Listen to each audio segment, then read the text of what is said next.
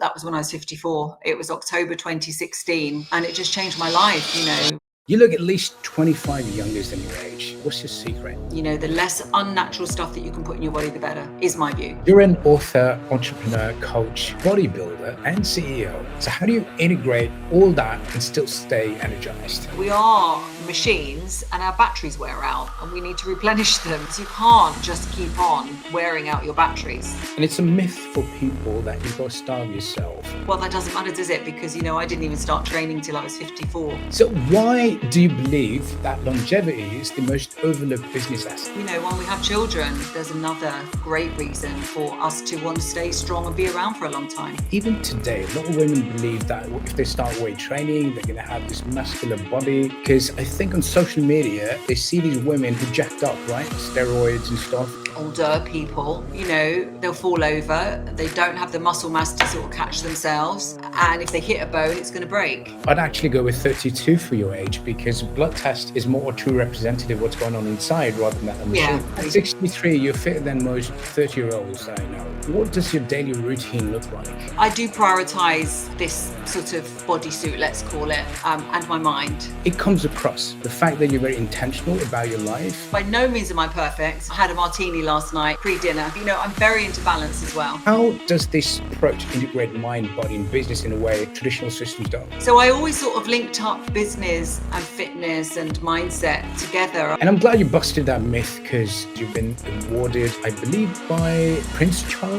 Your organs can get overloaded with iron. And that's the good case of dying of something stupid. Get the results that not everyone gets. You've got to be able to do things that not everyone is doing. And then how badly do you want them? Because that's also what it comes down to. Do you want to extend a life in a hospital bed? Or do you want to extend a life like really active, strong, as you said? So what are the earliest signs someone is aging too fast, even if they look fine? People believe that they're going to die. They have a certain age range. And people believe that if they haven't done certain things by a certain time, that they're never going to do them. I mean, that is just so beautiful and forward thinking that you would allow the employees to go out in midday, just get some fresh air, go out for a walk, even create meditation spaces. That's phenomenal.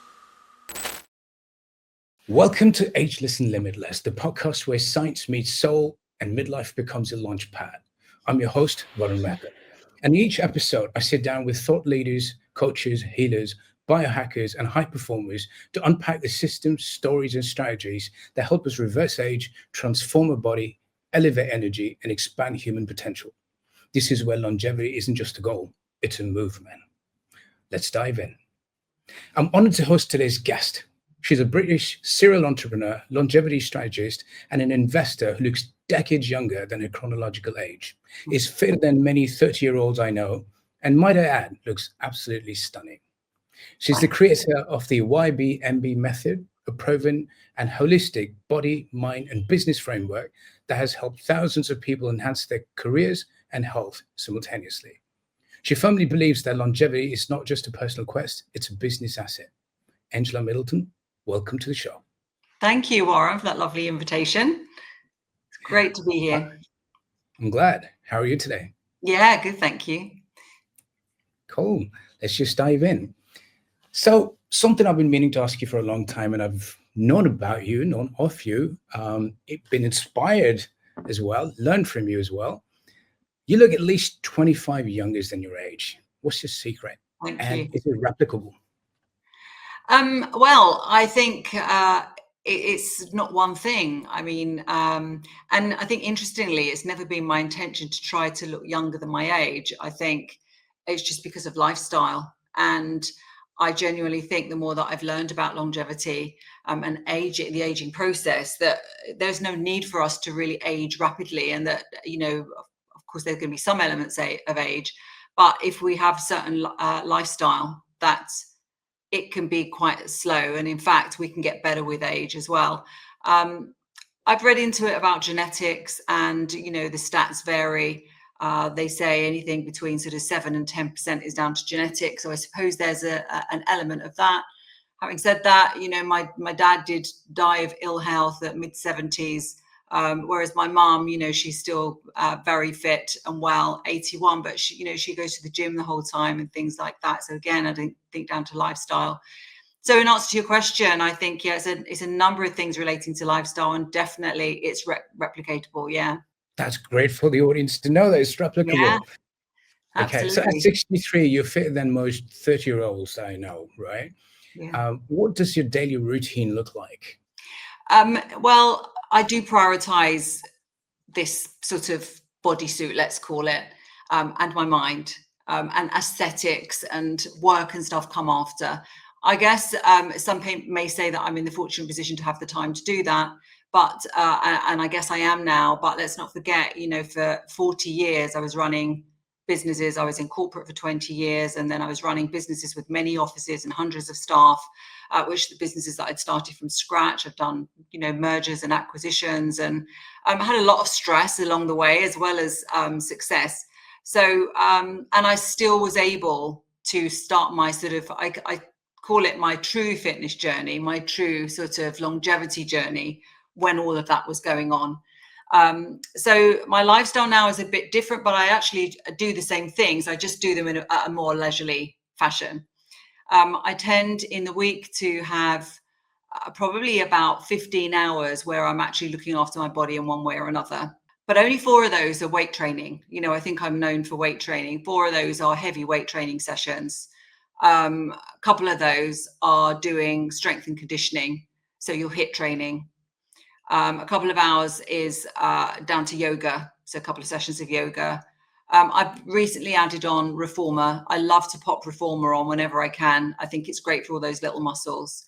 I do lots of steps in the day. So in terms of my routine, we haven't talked about nutrition, and I guess we will, but I more or less have the similar types of foods and macros every day. And my focus is very much on what are the things that I need to consume to stay strong, rather than what must I not have. And my focus is on what's the optimum amount of movement and exercise to be as fit and strong as I possibly can, rather than this fad of minimum effective dose, which I don't, I think we get to exercise. It's wonderful. We can do this stuff with our body. Why would we want to look for the minimum effective dose training? It just doesn't make sense to me. So yeah, I mean, I eat things that I sort of have a list of things that I like to consume. I make sure that I monitor, if I manage to get all the yoga in, no, well, okay, I might tag one on to the end of a training session. And then I do a lot with my mindset as well. Okay, cool. I really like what you said about the bodysuit, and I do believe aesthetics is important, as you rightly pointed out. So what are those things about the mindset that you focus on? Well, I think that some people say, oh, it's great, you're so motivated, you're so lucky, you're so motivated. And I think, we're not naturally motivated. We have to cultivate a motivated mindset, and that comes from belief. And belief comes from thoughts that you think. So I guess it all starts with picking and choosing your thoughts. So I'm very focused on the things that I want to think about. I am very much, and I learned this from Tony Robbins many years ago, a guarder of what infiltrates, what comes in. I mean, for example, recently, I don't know when this podcast is going out, so I won't refer to the particular incident, but there's been something in the news lately, and I looked at quite a bit into it, and suddenly I noticed that my feed was full of that. So, you have to be careful what you choose to look at, because the algorithms, as we know in social media, they just give you more of that same stuff. So I tend to look at things about nature, about doing good in the world, adding value, being a good person, and generally trying to make a difference and make the world a better place. So that's what I try to consume. And then I journal a lot. I try to put a decent amount of content together. So I read books that I'm interested in, rather than things that I think I should read, and that would vary. It could be anything from fiction to self-help. We spoke just before we started recording about being a bit cautious about the whole self-help field, and taking a step back now and again, and deciding if things are relevant or not. So yeah, I mean, again, I'm not reading all day long, but what I do read, I'm being mindful about it. Yeah, and it shows up It shows up every time I've seen you on social media, or when I was part of your coaching program as well. It comes across. The fact that you're very intentional about your life, very intentional about your feed as well, social media feed, it comes across. I think it's the person we become really depends on what we're consuming, right? If you're consuming artificial light, if you're consuming all that crap information on social media, I think eventually shows up in our personality. So thanks for pointing that out. And observing yourself. I Mm. love that whole concept of, imagine that there's a camera in the corner of your room just watching you the whole time. So if you want to present this persona, then convince yourself that you're that person. As you said, it's about the person you're becoming, and you become a type of person with all the tiny little activities that take place during your day, and all the conversations you have, and all the things that you say, and the things that you read. And if you're sitting there completely on your own scrolling, what you're actually looking at, and if you pop into the kitchen, what it is that you're reaching for first and foremost. So I like to try and live my life as transparently as I possibly can, so that if anyone were watching me for a day, I'd be doing all the things that I tell other people to do and that I talk about. Now, by no means am I perfect. I had a martini last night, pre-dinner. I'm very into balance as well. But I think that is part of the perfection as far as I'm concerned about having a balanced life. I was with my son, my daughter, my husband, my son-in-law, and, we had a lovely time together. So celebrating the opening of someone's restaurant who's a good friend. So, yeah, I think that's an important part of balance as well. Yeah, totally. It shows up. Okay. Now, you are the founder of YBMB Method, which stands for Your Body Means Business. Now, how does this approach integrate mind, body, and business in a way traditional systems don't? Well, I think since I actually created that brand and that whole concept, which was back in 2017 or 18, I think a lot more systems have sort of caught on to the fact that, we need a holistic approach. Back then, I remember talking about it and people just sort of saying, I don't get it.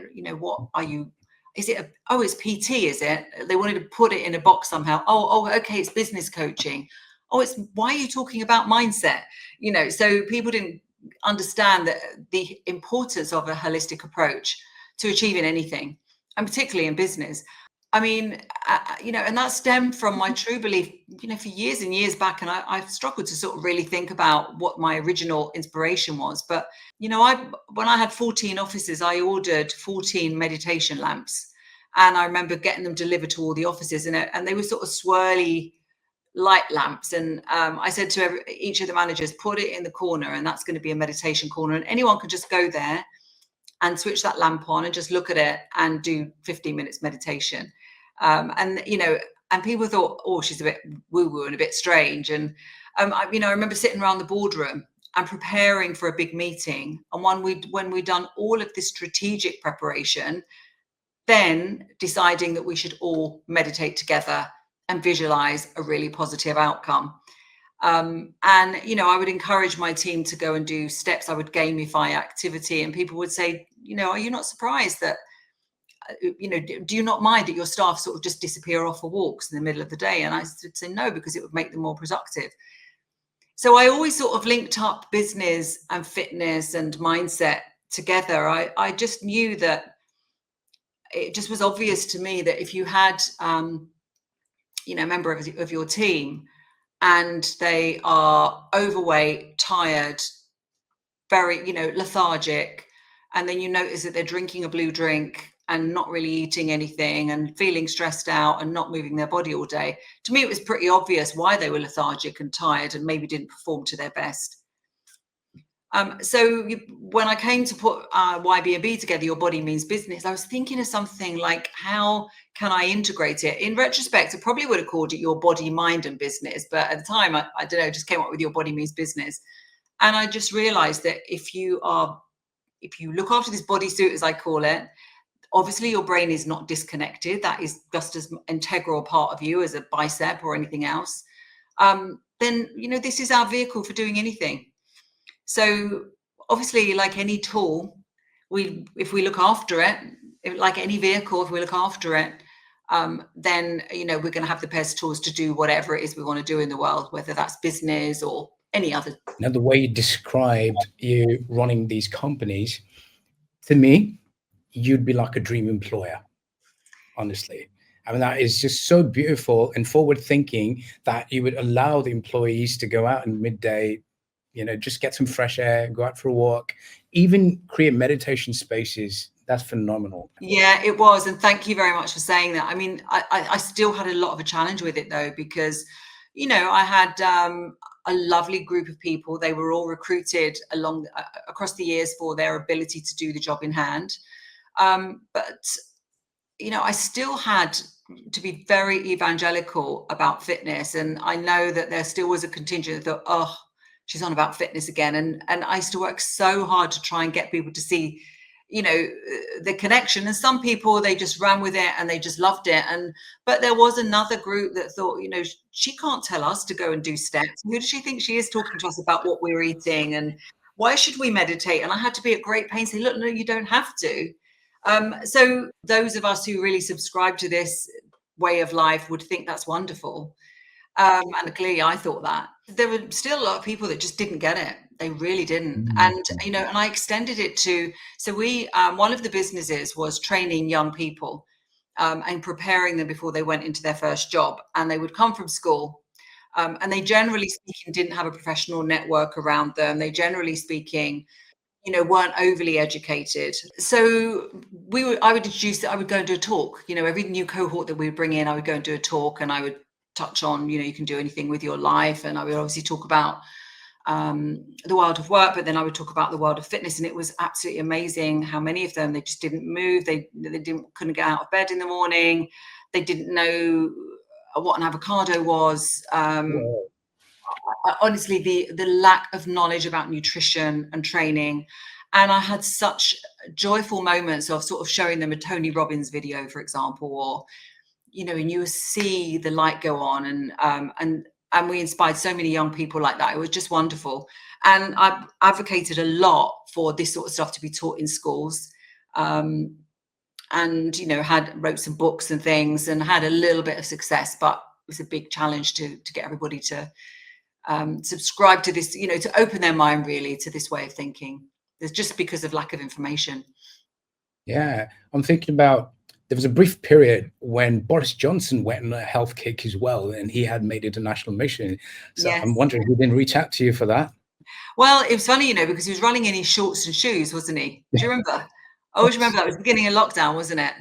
And we were all outraged, because we thought, who's his trainer? And I remember looking up his trainer at the time and thinking, well, at least he's running, even if he's running in his socks and shoes, It did seem bizarre that. But I met him quite a lot of times, and I had conversations with him and spoke to him about social media and, the importance of connecting up fitness. And, he was very open to the idea. Yeah. But round about that time, because I was quite active, doing, I launched something called the Limitless Manifesto, which was all about this subject. And a number of, his representatives, they came and, loved what we said and everything. But obviously then we got into lockdown and he had a big job in his hands. Yeah, right. Yeah. All we can do, to spread this word is to keep on doing podcasts like you're doing. And if people come across all this stuff in midlife, well, that doesn't matter, does it? Because, I didn't even start training till I was 54. So. Wow. I really want the audience to hear that. So you didn't start training until you were 54, like nothing before that? Nothing. Well, I did run a marathon in 2012. So I would have been 50 then. And I did all the things that people do, when you go to the gym and you might do a boot camp or you'll do a Zumba class or something. And then I would be full on for a week or so. And then I think, I've got to do this forever and I just don't want to do it. And so then I wouldn't do anything for ages. And then I think, I'm putting a bit of weight on and, let me do something. And I sort of went in that typical cycle that everybody goes into. I was naturally slim. So for a while I got away with that, to be honest. And I didn't know about nutrition. So like everybody, I was probably eating too many carbs and fats, not enough protein, starting to feel tired and a bit jaded. And it was my son that introduced me to weight training. He was the one who said, Mum, I really think if you start weight training, you might see a difference. And that was when I was 54. It was October 2016. And it just changed my life, really did, learning properly about nutrition. And then, as you know, about a year later, I was so interested in it, I became qualified as a trainer, and then I qualified as a nutritionist, and then I qualified as a relationship coach. And I was doing all these things because I was so interested in, using our body to achieve the things that we want to achieve. So I felt like I'd done it the wrong way round. I felt like I'd achieved all these things in business despite not working on the basic tools. So brought all the tools up to speed, Wow, still worked out. But tell me, what flipped the switch for you? I mean, you were kind of on and off the treadmill, but what flipped the switch for you that you got really into strength training, looking after your body, your nutrition, getting all these certifications? What was that switch for you? Well, the very first switch was really, just feeling a bit fat around the belly. I mean, it's as simple as that. It was just, I was doing a lot of speeches, and I remember thinking, this is a bit tight and I don't feel comfortable like this, and my body's not like it was anymore, and, feeling tired, and just thought, I've got to do something about this, And so I just kept going to different gyms and running, doing treadmill at 6 o'clock in the morning every day for ages, or then running a marathon was another example, but it seemed like nothing was really working. And then once I started the combination of weight training and eating really well, and eating a lot, eating to get strong as opposed to the traditional dieting to lose weight. And then learning, reading things like Atomic Habits, and, listening to Tony Robbins, and just learning how the mind works, and learning about stress management and meditation. So bringing all those tools together. Yeah, it didn't really happen until early 50s. Looking at you, no one can tell. No one can tell. You'd be like, you're 50s, you're in 60s now. Yeah. 60s, and I really would urge people to start whenever, because my mom is 81, and I took her to the gym for the first time at 76, and she has a really strong, phenomenal physique at 81. I mean, she really does, and she's a party animal. She's always up for doing everything, and living on no medication, living a wonderful life. But I do wish that I'd started earlier, just because you feel so great when you can leap out of bed, and, so any age really is a good age to start. Yeah. So I want to touch upon something you just said, and it's a myth for people that you've got to starve yourself, that you got to follow these crash diets to achieve that body transformation. But it's the other way around, right? If you've got good balance, you can really eat a lot, enjoy your food, and still have that amazing body. Yeah, because if you just think, I think we all start from a perspective of aesthetics. We want to look good, we want to feel good, and naturally we've been taught that, well, okay, so you need to go on a diet, then you need to and we don't even use the word lean, we use the word thin. You need to be thin, and actually all that happens if you keep reducing your intake. Well, firstly, your body panics and starts to slow your metabolism down. And it does that very insidiously, like making you feel tired, stopping you moving so much. So your body is thinking, oh, I need to sit down here. Oh, I won't walk, I'll get the bus. Or, so it's very clever like that. It slows you, your brain slows you down because there's not enough fuel circulating. But all that happens besides that is that you get smaller and softer and weaker. If you have a DEXA scan, you'll see that, you not only start to lose body fat, but you start to lose muscle mass, and then your bones start to get thin. And that's why older people, they'll fall over. They don't have the muscle mass to sort of catch themselves. And if they hit a bone, it's going to break. And it's because, and also they will get that sort of saggy look because there's nothing inside their skin to hold it up. So people wonder why they get all lines in their chest. Us women, like, you don't want a liney chest. Well, you've got to work your pecs, so, and that's not just a man thing. You have to have some muscle there to fill it out so that you don't get crepey skin there. So yeah, the answer is to obviously use your body so that you build some muscle mass and strength to fill out your skin and to keep your bones strong, because you're putting them under pressure the whole time. because the body, if it doesn't need to use something, it will just not use it. It definitely is that saying of use it or lose it. It's so true. If you don't use your body, then it's not needed. And so you have to eat. You have to eat more than enough to grow any sort of muscle tissue, and you can grow muscle tissue. And that doesn't mean to say that you won't build big muscles, not without really trying. It's really hard to build muscle mass. So some women still say, well, I don't want to get overly muscular. It just won't happen. It just doesn't happen. So, you've got to eat enough to firstly satisfy your body so that your metabolism stays strong and you stay energetic. And secondly, to build muscle mass and to keep your bones strong and to keep your mind active. But that doesn't mean to say eat a few donuts and drink a few glasses of wine or pints of beer. It means have those as well, but to make sure that there are certain nutrients, because we need nutrients basically. Yeah. Well said. Well said.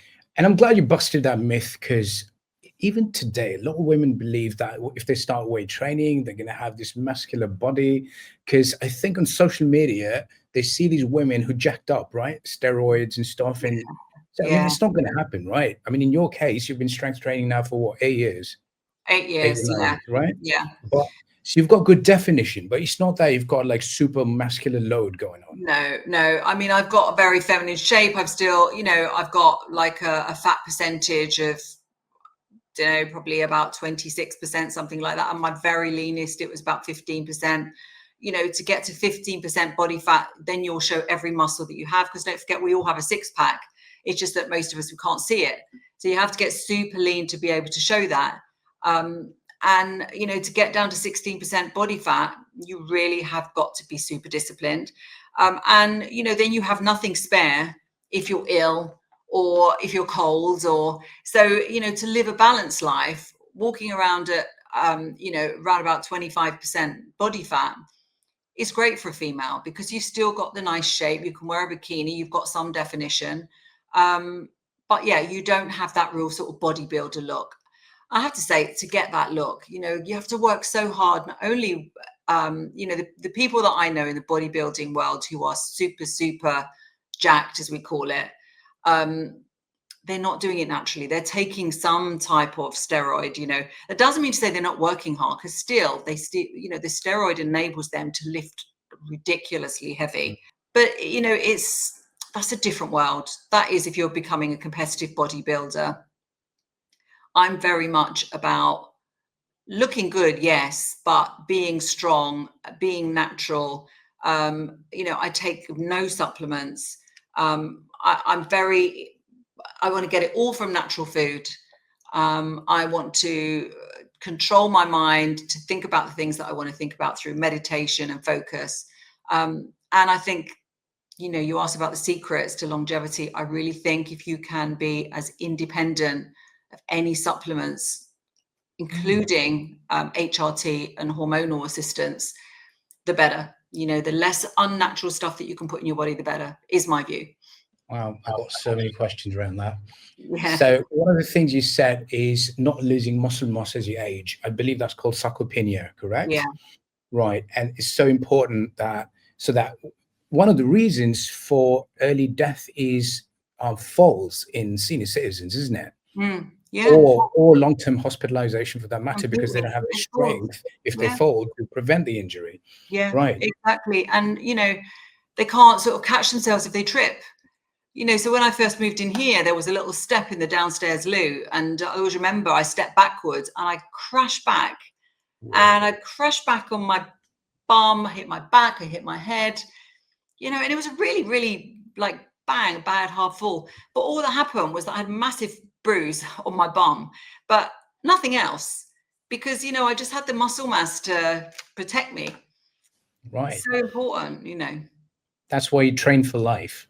You train for life. You train. I mean, I heard Peter Attia say that you train for a centenarian, like a 100-year-old race, which I love that concept. And you're just trying to you're using something called what we call progressive overload. So you're just trying to get stronger and stronger and stronger. Great. And the other thing you just talked about is discipline. Now, a lot of people that I work with, and I'm sure you've come across as well, they've got a wrong connotation with discipline. So when I use the word discipline, suddenly they start thinking about sacrificing too much, um, going and letting go of creativity, because discipline means doing the same thing every day at the same time. So it just sounds kind of boring. And I was one of them. I was one Yeah, of them. I used to always think yeah, like that too, because yeah. I come from a music world. I used to be a DJ. I used to All right. produce music, and late nights. And it's not a very healthy world, to be honest. Yeah. And one of the reasons for me becoming healthier, learning about nutrition into fitness, was that I messed my body up too much doing what I did, Mm. and I had to turn the clock back somehow. Well, Um, the body's an amazing thing, and the good news is you can turn it around anytime, no matter what your lifestyle was. right, right. So how does one look at discipline that it doesn't bring about a negative or a boring connotation for them? Well, I think firstly we've got to be realistic in life that Mm. sometimes the doing the right thing is a bit boring, or you don't even want to do it. If someone says if you're ill and then you're given medication to get better, you might not necessarily want to have it, but you just take it, don't you?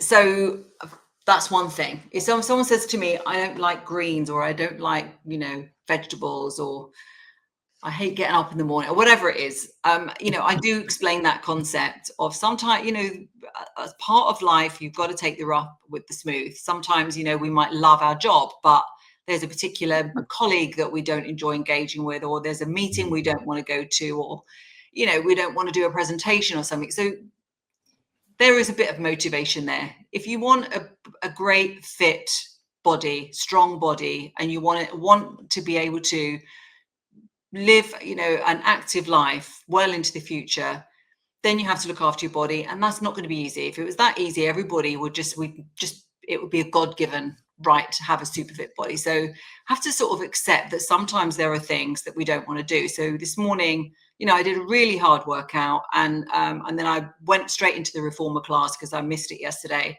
I didn't particularly want to do it because I needed to get back here and do some things before I spoke to you. So it's not always about doing things only that you want to do. But having said that, after that, it's a combination of picking and choosing. You don't have to do everything. You don't have to eat all the things that are good for you. You can just pick some that you like. So if I ever prescribe, an eating system for someone, I will always find out what they like first, and then try to incorporate some of that, and to get it as, let them have sort of various treats, and to just suggest a routine that suits their eating likes and dislikes. If you are someone that you love running, but you hate the thought of going into a gym, so we'll say, okay, so do some more cardio, but pick some weights up, maybe wear a weighted vest, do some weights from home. Maybe just go to the gym first of all and go to a class, go with a friend, or so you don't have to do absolutely everything. I mean, just doing something is a step in the right direction, and one thing leads to another. So when people worry about discipline, it's just, start small. The other thing is that people start worrying about the most obscure things. I better not start training because I might get too muscular. Well, why don't you worry about that when it happens? I better not lose weight because my skin may go saggy. Okay, well, let's worry about that if it happens. I won't go for that. It follows in all aspects of life. I won't talk to that girl because she might say, tell me to go away. So I'll end up never with a girlfriend, or, I'm worried about, I'm so bad at interviewing that I'm just not going to apply for that job because I just think I won't get it. Okay, so you won't get it because you're not applying. So yeah, it's starting small, and it's not thinking that you've got to do everything all in one go. And then it just makes the task a little bit more manageable and a bit easier. Right. It reminded me of something I read somewhere or heard someone, I'm not sure what you were saying. It links to that to get the results that not everyone gets, you've got to be able to do things that not everyone is doing. Well, that's true. And then how badly do you want them? Because that's what it comes down to. You and I could sort of talk about this, and, people would see photos of us training and everything. And yeah, they, you know, their view may be, look, I'd love to be fitter. I'd love to have a stronger physique. But do you know what? I really, really like sitting on the sofa and watching Netflix. You know, I don't like going to the gym. On balance, for me, it's not worth it. Not everybody has to follow the same path. But I suspect that the people that are listening to you here, and especially if they've got this far into the conversation, they are interested. They do want to make a change. And if that's the case, then we know that, you know, there's a book, isn't there? What got you here won't get you there. You have to change things. That's exciting in life. The thought that, wow, you know, I'm 50 or I'm 60 or I'm 40. Who knows where I could be? Even at 42 or 52 or 62, things you can change so much. We have so much agency as human beings once we make the decision that we want to do something. That's the bigger decision in motivation than anything. How much do you really want to achieve something? How much do you really want to change? Because if you really, really want to, and you make it a focus, then really the only next question is, okay, so what's the best way to do it? And then we've got this multitude of things, and people like me and yourself are able to say, well, we know the way to do it. We know what works. There doesn't need to be any fads, and it works for everybody, and it works no matter how old you are. So the big decision in motivation is, how badly do you want it first? Don't kid yourself. You know, again, going back to the youngsters, when I used to say, you know, who wants to earn £1 million a year? And everybody would put their hand up. And then I'd start saying, okay, so who wants to get up at 6 a.m.? Who wants to do this? And who wants to do that? And who wants to start at the bottom? And people would say, and I say, keep your hand up until I say something you don't want to do. And they start putting their hand down and laughing, you know. But yeah, that was, again, the same thing. Wow. So it also links up to the concept of why. So how badly do you want it, and why do you want it? Yeah. Some people may not know their why. Mm. They really do need to do some digging. It's a really good point, that, because that digging will make them probably conclude that the reason they want something, a fit body, a nice car, a great job, you know, if you really keep asking, you keep digging, it's because they want to feel a certain way.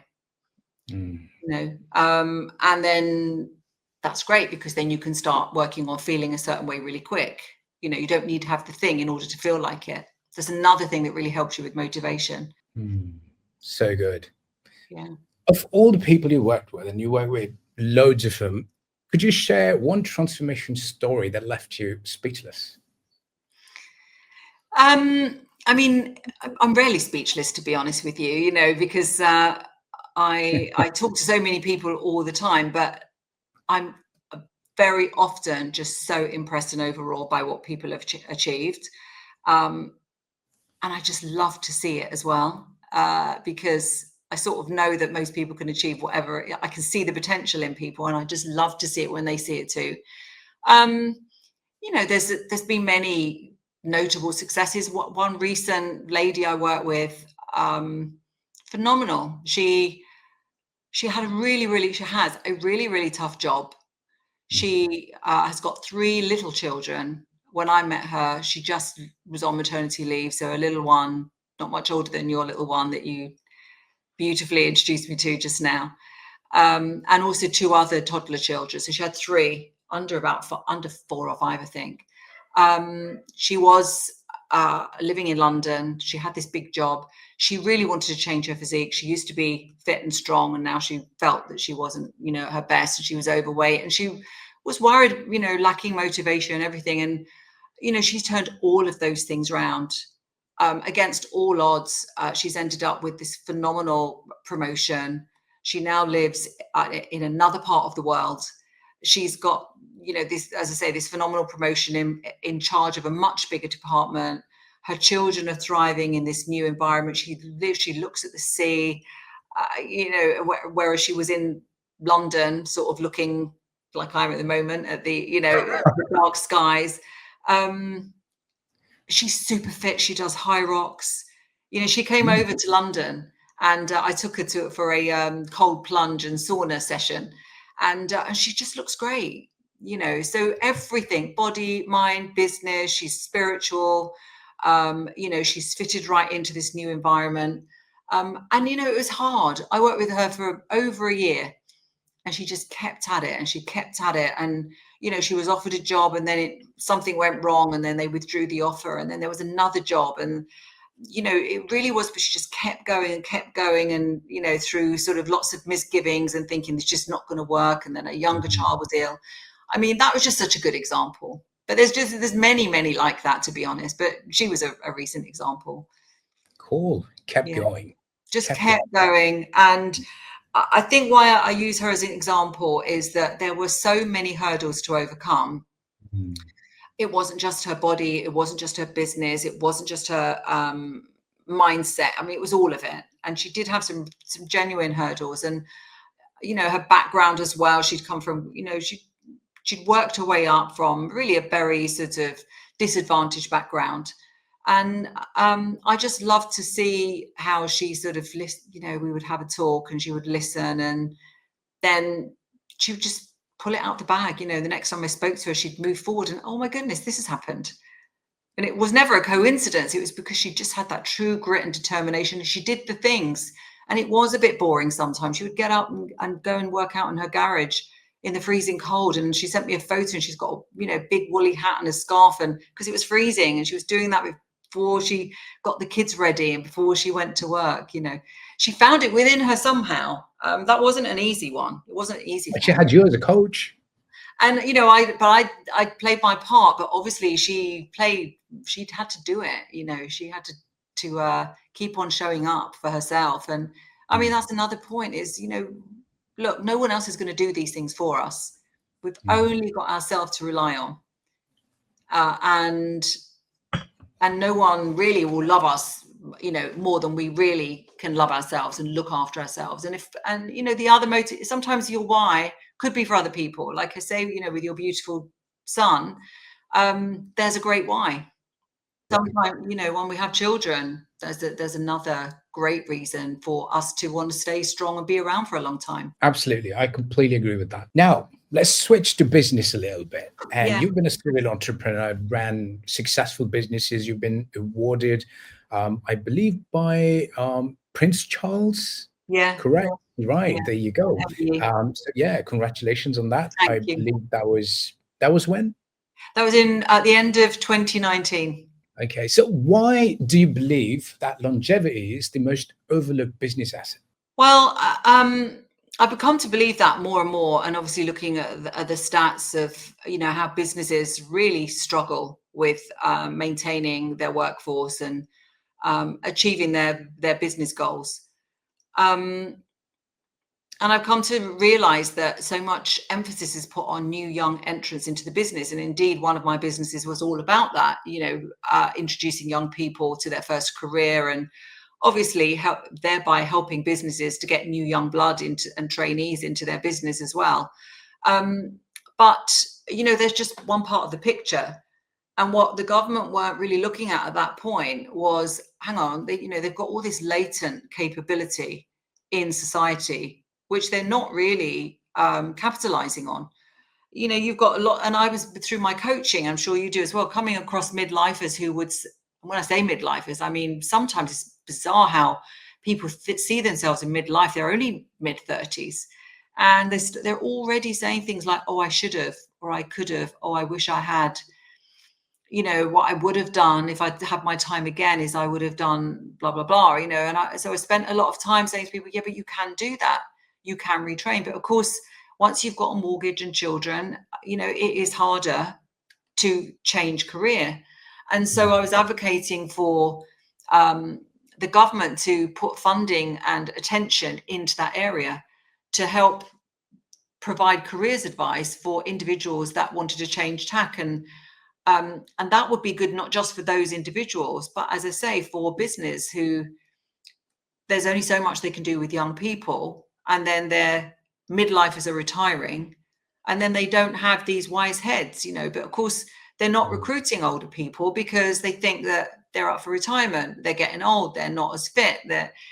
So if we had this new pot of super beings, fit, strong, 50, 60 somethings, with all of this capability and this amazing work ethic, because again, you know, we were brought up in a different environment where, you know, we were used to the corporate way. We were used to more working 9 to 5, and whereas sort of Gen Z, they're just not so used to doing that. They don't want to do it, and who can blame them? You know, they're just not necessarily cut out for corporate anymore, because they can make money online, on YouTube, on with trading, and you know, they have these opportunities to do this now that we didn't when, you know, 50 years ago. So yeah, I think that, you know, if the business were to look at this new pot of individuals who actually are much stronger than you think, who probably are going to live to 120, who probably are only midway through their career, and they can add so much responsibility, dependability, you know, experience, life experience. These would be amazing assets for businesses. Okay, now that sounds great. And how can companies future-proof their workforce by investing in employee health? Well, the sickness stats, I don't have them to hand at the moment, but the sickness stats are increasing. They just literally are. And a lot of that is down to poor mental health as much as anything. When we talk about health, we have to be incorporating both physical and mental health. And, you know, by assisting your workforce to increase all aspects of health, then the likelihood is that they are going to continue to want to work with you. The absence is going to be reduced. And, you know, you're just going to have a happier, more fulfilled workforce. So I think it just makes so much financial sense. It isn't just a nice to have. It's not just being, you know, a helpful and kind and altruistic employer. It's real hard cash.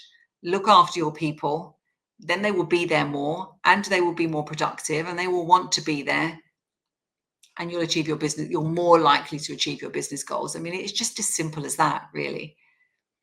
Sometimes simple things, sometimes common sense is not that common, right? No. When you describe the way, when I was telling you, like, you'd be my dream employer, you were doing that for your workforce, that totally makes sense. And you're right, that can completely translate into hard cash.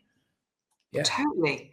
Yeah, because, you know, if people are there and they're not tired and they're not distracted and they're not thinking that they can't do something, and they're feeling motivated and focused and, you know, able and wanting to get things done, then the business is going to benefit from that, you know, and people don't stay in a business all of the time. I always like to see it as, you know, they get on the train and you're on the same sort of journey for a bit, and then the individual just gets off. Fair enough. You know, there's no obligation. You're not a better person if you stay at a company for, you know, longer than X number of years. I just think, you know, you join forces, you move forward a little bit.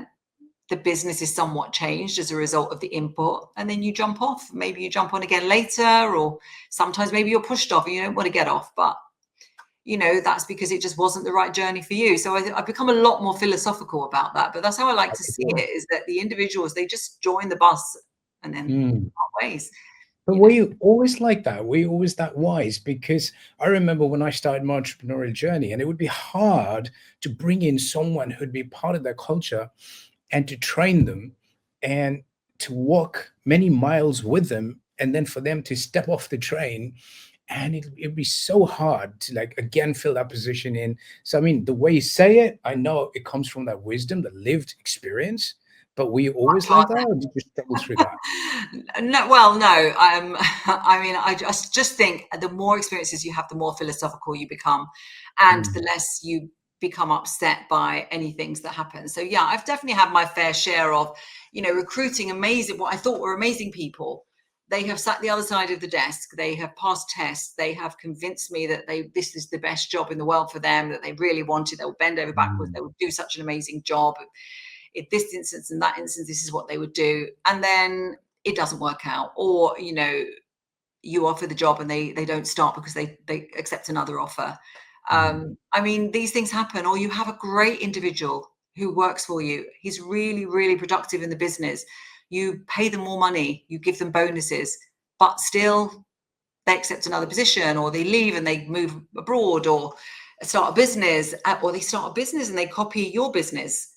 They steal some of your clients, And that causes you another type of aggravation. Oh yeah, I've had all of those things, and I won't pretend that it's not really bloody annoying at the time, but you do become more. All I'd say, if someone is encountering something like that now, just know that it's not personal. It isn't personal about you, because I see a lot of these memes, that people don't leave businesses, they leave bosses, and all those things that you as the boss everything's your responsibility. And I wouldn't take it. I think if you provide a great environment, as as great as you can, given that you're trying to run a commercial business and make money and please your clients, then there's got to be a balance that has to be found. And you can't be all things to all men. Not everybody is going to like every decision that you make, and sometimes you're going to be unpopular, and actually that does come as part of running a business or owning a business. You're not always going to be super popular for your decisions. So in those cases, I think you have to be steadfast, you have to be reasonable, you have to try and be consistent. If you change your mind about something, maybe offer an explanation as to why you've arrived at that position. But above all, you can't take things personally in business. You really, really can't. It's not, if someone leaves, it's not about you. It's really about their life situation. Everyone's entitled to make their own decisions, Yeah. So I remember that when running multiple companies, I used to go through periods where I didn't have the energy. There was a lot of mental fog as well. And I see that with a lot of business owners, with CEOs, with business leaders. What advice would you give to them to improve their energy and performance across their teams and with themselves? Well, yeah, I mean, I think it can be quite disheartening at times. And no matter how positive you want to be, sometimes you just think, oh, I'm banging my head against a brick wall, I'm just not getting anywhere.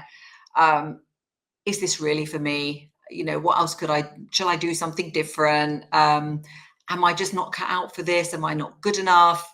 Will I never be good enough? So all of those thoughts, I think everybody has, especially when they're trying to run a business, and it can be quite lonely. Yeah. I mean, I would do an audit as the basics, first of all. If someone is not feeling energetic, let's just have a look at their lifestyle, first of all.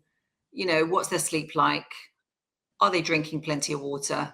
Some really basic things. Are they eating breakfast? What are they eating throughout the day? Are they basically fueling the vehicle?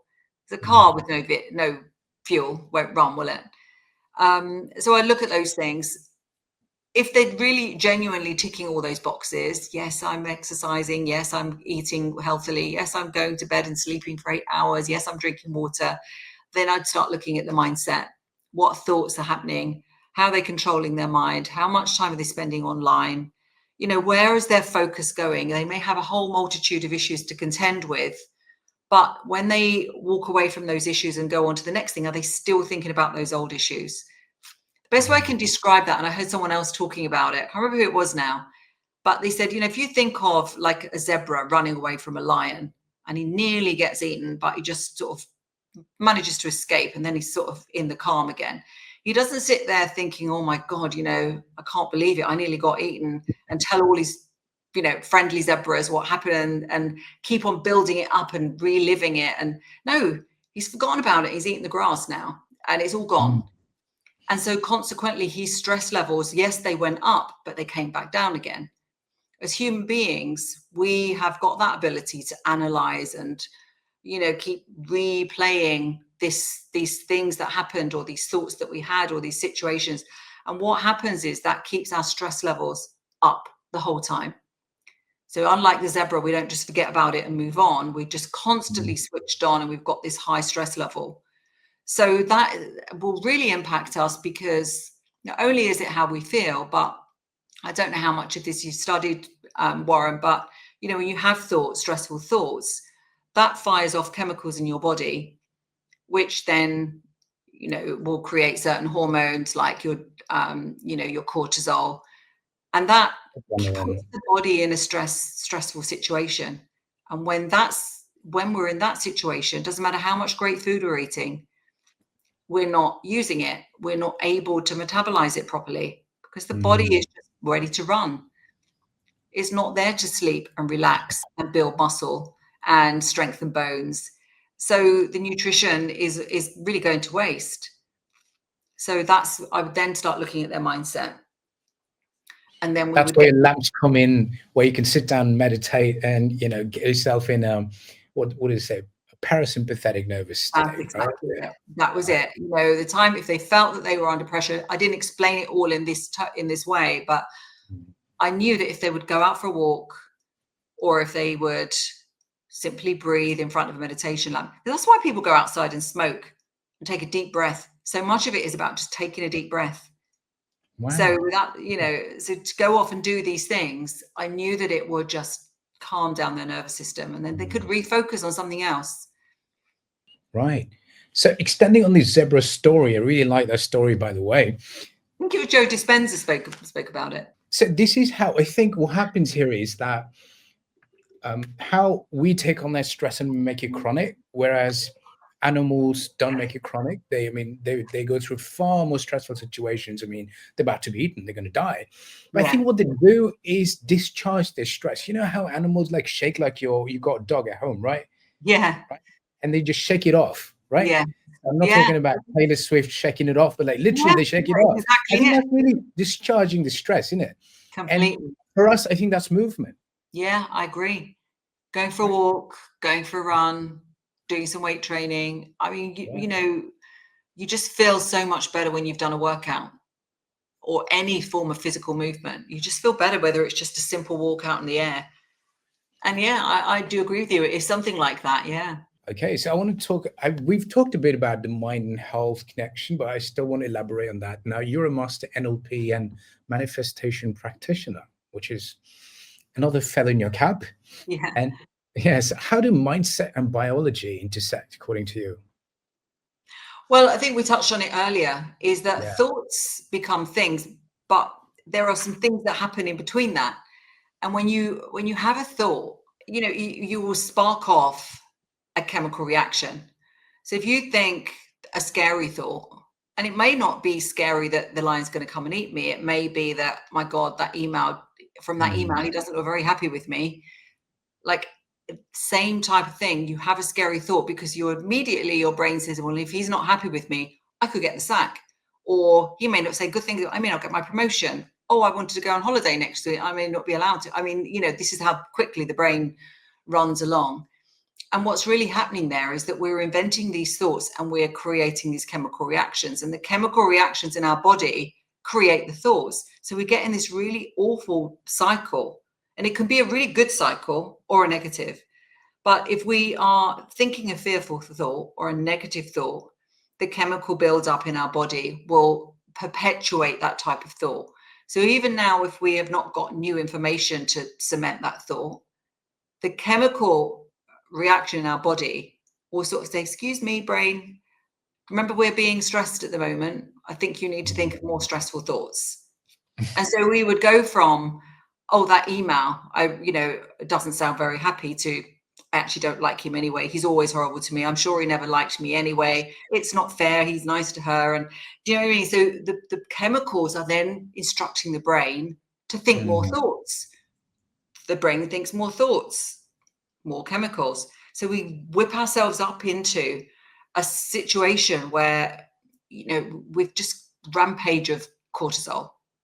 Now, you may have seen it with someone like Tony Robbins taking you through a visualization process where you can do the opposite. You think a wonderful thought, you get a dopamine hit or a serotonin. Basically your body is then instructing your brain to think more of those thoughts. So you think more loving thoughts, you get another hit, you think more loving thoughts, more excited thoughts. Oh, this is going to be great. Yeah, I remember this time and that time. And actually I could do this. So you can get into that really good virtuous cycle as well. And that's really where you want to be. I don't know if you've heard of the emotional scale. Oh, no, I haven't. So there's an emotional scale that's really sort of well documented. And it's about 25 different emotions that we feel as human beings. I say it as a pyramid. And at the bottom, there is, despair and grief and fear. And a little bit further up is anger. And a bit further up is revenge, and a bit further up is blame, and a bit further up is boredom, and a bit further up is contentment, and a bit further up is pride and excitement, and a bit further, all the way up to love. So what you can do is you can, through thoughts, and words, say, for example, you're feeling really unhappy about something, you can just purposely change your focus onto something that's nicer, whether it's, your beloved family or something great going on in the business or potential. And much as everything in your body may not want to, you can start just thinking about that, writing a few sentences about it. And you see if you can write your way up to something like blame. Blame is much better than anger. And then you can go from blame to, look, I'm just bored of this. Boredom is better than blame. Get boredom and then just go, okay, well, I could be content with where I am now, and then I could move forward. So now we're going to move somewhere to pessimism. So you could just try and work your way up through these layers. And that's really the work to do. In the same way that when you go to the gym, you have to do work to change your body. If you really want to change your mindset and be motivated and feel happy while you're doing it, you've got to do this work to work through the emotions. And I bet what Tony talks about, state change, that's what comes into play here, right? So you can change your state at any moment to feel better about yourself and climb up that emotional ladder. Yeah, exactly. Right. Yeah. Mm. And so in just the same way that you can't change your body overnight, you can't really change your mindset overnight. Yeah, you can go and do a workout and feel great after a workout. In the same way, you could have a journaling session where you actually feel so much better after that journaling session. But then you go back to normal life and maybe you're just one step forward. But there's no radical change. But if you do that consistently every day, for a couple of months, you'll think, wow, I feel really happy today. I feel really positive and motivated. Wonder why? Well, it's no surprise. It's because of that work. I'm really disappointed though, because my social media feed says otherwise. You can just change your life overnight, and you can feel great and manifest everything overnight. So and do nothing. And do nothing. Yeah, I know. Yeah. We do have to be careful about, I'm a great believer in manifestation, but really when you break it down, it's about what you're focusing on. It's about what you're focusing on. It's taking steps to move close to where you want to be. And it's waiting, it's giving it time as well. And then you suddenly notice transformation. Yeah. When I was growing up and I used to visit my dad in his office, he had a placard right on his desk, and it said, "God, grant me patience, but hurry." Yeah, and we all know that feeling, don't we? Yeah. Right. So yes, patience. Right. Yeah. Now I want to talk about the beliefs around aging. So what 3 beliefs most people have that are silently accelerating the aging? Well, people believe they're going to deteriorate with age.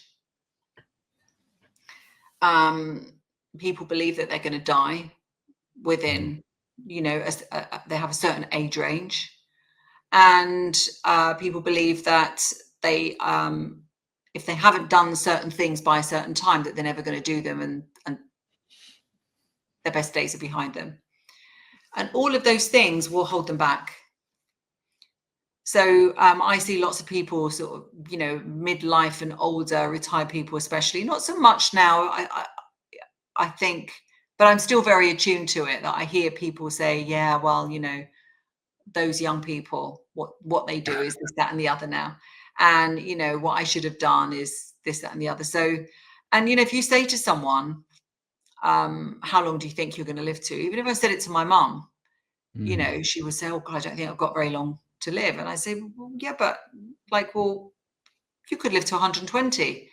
The odds are it's likely you will do if you live like this for another. And she says, oh God, no, I don't want to be here when I'm 120. I say, well, but if you actually look like you look now, you feel like you feel, if all your loved ones are still around you, what then? And she's, yeah, of course, I'd want to be here then.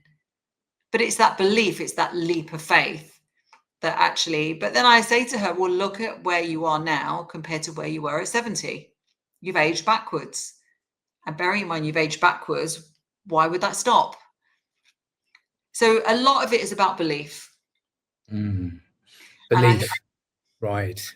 And the and language they use. well, then it's the language, it's the things they consume, the people they talk to, Mm. what they actually know about the science of aging. So, are they reading things that are informing them about what's happening? And are they doing some of the basics? And are they doing some of the basic tests as well? I mean, Peter Diamandis always says, don't die something stupid. And there's something stupid because you just didn't get your bloods checked. And Mm. and you could have identified something when it was at a very early stage, and it's really sad because you didn't identify it, and then find out when it's sort of very advanced stage. So doing things like getting bloods checked, having a scan, a DEXA scan, having a checkup. If you do feel that there's something not right, then just going and getting it checked up. Don't ignore it. We've all got sad examples where people have just ignored, especially men. They seem to have a propensity to be like this. They ignore it until it's too late.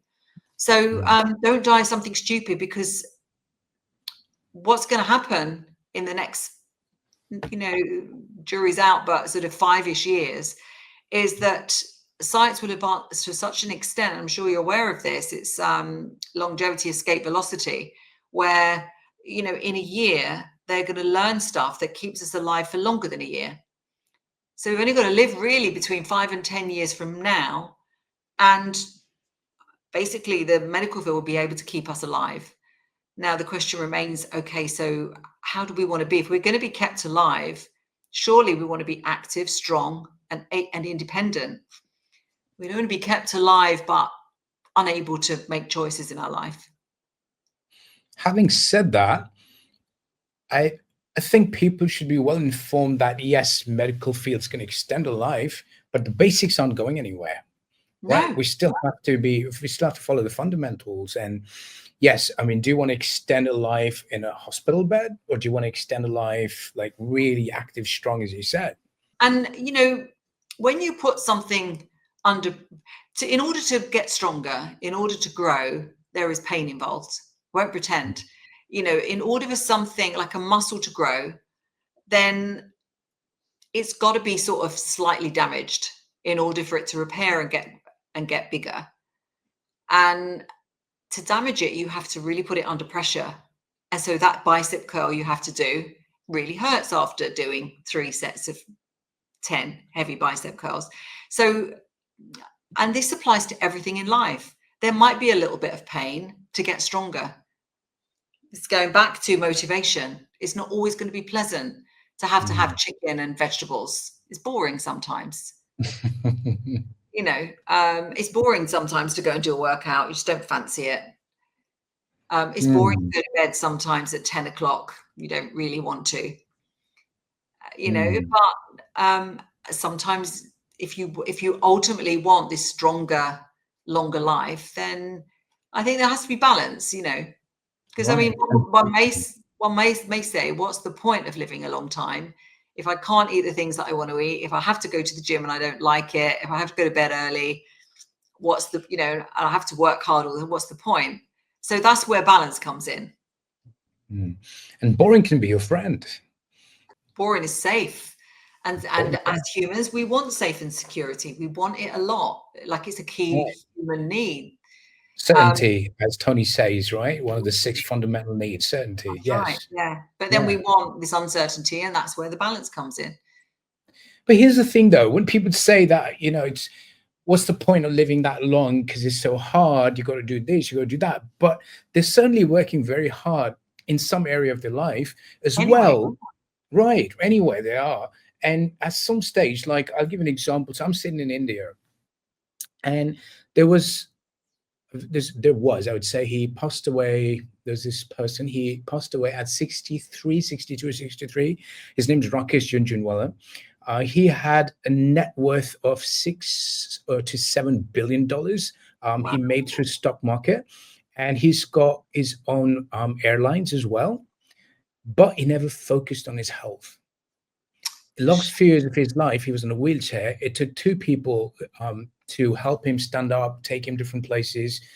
And I thought, I mean, what's the point of making all that money? Now, where is all that money gone? Yeah. Such a shame. And the quality of his life as well. It is. It's a total shame. So when people say, why do that? I mean, now was the time for him to enjoy that wealth. And he could have done that for the next 50 to 60 years. And also he could have achieved it more happily. Right. Because when you're feeling good in your body and strong in your body, you actually, like, you achieve more happily. You enjoy it more, everything that you're doing. It's not such a struggle. Mm, It right. may have been easy for him but if he somehow he had the right amount of discipline and motivation to get that type of success in business, which means that he could transfer that to other realms of life. Correct. But He it just needed could a be, longevity coach. he needed a coach. Yeah. It's a shame. Yeah. Yeah, shame, right. The right kind of inspiration. I think we didn't have the right kind of inspiring people around as well. I want to dive into your practices. Okay. So, do you follow any specific diet, supplements, or wearable tech to track biological age? I use the Aura Ring. Mm, That doesn't track biological age at the moment, but it gives you all your metrics about your sleep and your readiness. I look at those every day, and if my readiness is down for any particular reason, I'll usually know why. But maybe I won't train that day, and I'll sort of make sure I get a bit more sleep and eat, really well that day. So that's my sort of mainstay. Every week I take a measurement on something in the gym called Body Tracks, which is good. It's good insofar as if you do it every week, you're going to get a good pattern, and that tells you your biological age. But all you're doing is you're standing there and you're holding on to the things, and it tells you right. your body composition, and over a period of, so that tells me that I'm 47, which Wow. well, Very cool. I wasn't overly happy with that, and I tell you why. Because then my last sort of formal blood test told me I was 32, so I was much happier with that. But I would say, in terms of, like, the chronological age is really a number, I think, just associated with experience and how long you've been here. And your biological age, it's variable in terms of the way that they calculate that metric, but generally speaking, it is about your bloods and your metabolism and your body composition, and so I think it's somewhere between the two, between 30, 32 and 47. So let's just say 40. I mean, I'm quite happy to stay there, but really what I think biological age truly is what you're capable of doing. Can you run? Can you pick heavy stuff up? Can you squat? Can you chest press? Can you, can you stand on one leg with your eyes closed? Can you balance? Can you do all these things with your body? Can you think rationally? Can you see things? Like, can you read without glasses? Can you, see a distance? Can you drive? Can you focus? I mean, all of these things are really, I think, what your biological age is constructed of. There's nothing that really measures all of that at the moment. And I put together a longevity score that asks a lot of these questions. And if anyone's interested, I can give you the link later, and people can complete that. And that will give them a starter as to how old they biologically may be. That would be very helpful. And I'd actually go with 32 for your age, because blood test is more true representative of what's going on inside rather than the machine. Yeah, absolutely. Yeah. I mean, we have inherited things with our blood. So I've got this thing called hemochromatosis, which means that I absorb too much iron. And but if I'd not had my bloods done, and if that had not been picked up, and it was picked up some time ago now, I mean, that could be quite a dangerous condition, because your organs can get overloaded with iron. And that's the good case of dying of something stupid. Because once I realized I had that, what I found was that's an inherited condition. So it was either my mum or dad had it. So they both went and had the blood test, which is not a standard test. And turns out it was my mum. So she had exceptionally high ferritin levels, iron levels. So for a period of time, and now periodically, she has to have a blood taken. It's very good blood. There's nothing wrong with her blood. It's just that she holds on to a lot of iron. The way that I manage it is that I give blood on a quarterly basis. And so it just means that, you're not consolidating all of that iron. Wow, Um, that's really smart. Yeah. so that's a great example of even the healthiest, fittest person. I could be running around and not know that without having my bloods taken. Right. With cholesterol, 80% of that comes from your liver and how your liver makes up cholesterol rather than what you're eating. So yeah, it's good to be fit, have a good nutritional routine, but you may still naturally have higher than average levels of cholesterol. But again, you'll only know that through having your bloods done over a period of time and periodically comparing the results. Now we have ChatGPT. You can put it all into ChatGPT and it will tell you Mm. exactly, what it all means. Well, there you go. There Yeah. you go. It's made it so much easier now. But I can totally see a book title, Don't Die of Anything Stupid. I like that. Yeah. And the way Mm. to, quickly make sure that happens is to just get a blood test, a simple blood test. Mm. Won't cost a lot. A couple of £100, 200-300 quid. You can go somewhere like Randox, or there's a place Mm. around, there's loads of places springing up who will do a full blood panel for you as a man or as a woman. And we haven't really touched on hormones. We can talk about that a little bit if you want, because they will also monitor all your hormones. Absolutely. Absolutely. Okay. And what anti-aging routines or biohacks have worked best for you personally? Yeah, I mean, the things that I've mentioned, honestly, I think movement, Mhm. weight training. In terms of the things that I have, I mean, I'm a big subscriber to, the 30 plant thing. So a lot of variety, a Mm. lot of vegetables, but including in the plant world, things like, seeds, nuts, um, herbs, coffee, Mm. anything that is the sort of a seed, originally a plant variety. So big sort of trying to have as many varieties of veggies as possible. I like the slow cooker for that. Ton of vegetables and then different types of protein. Keeping my protein up, eating a range of different foods. So I don't exclude any food groups. So I have dairy, I have meat, vegetables, just all the usual things. I'll have a bit of sugar, but if I fancy to have a cake or something, I will have it. But not often. Let's say once a week, maybe something like that if I'm out. Mm. And so I think the basics, as we said at the beginning, but I think mindset plays a huge part, believing what's possible. When I very first went to that weight training gym and I saw the pictures of people with six packs on the wall, I remember saying to the trainer at the time, look, that's okay for them, but they're all sort of 20 and 30. Mm. Like I'm 50, I remember saying, or 54, whatever I was. And I really did believe that Mm. until I remember he said something like, I think that you can do more, but whether you will or not, I don't know. And that was quite a good thing to say to me, because it changed my mindset to, of course I will. Mm. I'm not sure if I believe it, but I'm going to take a leap of faith and I'm going to do it anyway. Which is what I would advocate to anybody listening to this, if they're in two minds as to whether to change, their lifestyle. Why not just do it anyway and see what happens? Why not? You've Why only got not? one life. Yeah. Yeah. And what's one myth about aging you wish people would drop immediately? That aging's a bad thing. Mm. It's the definition of it.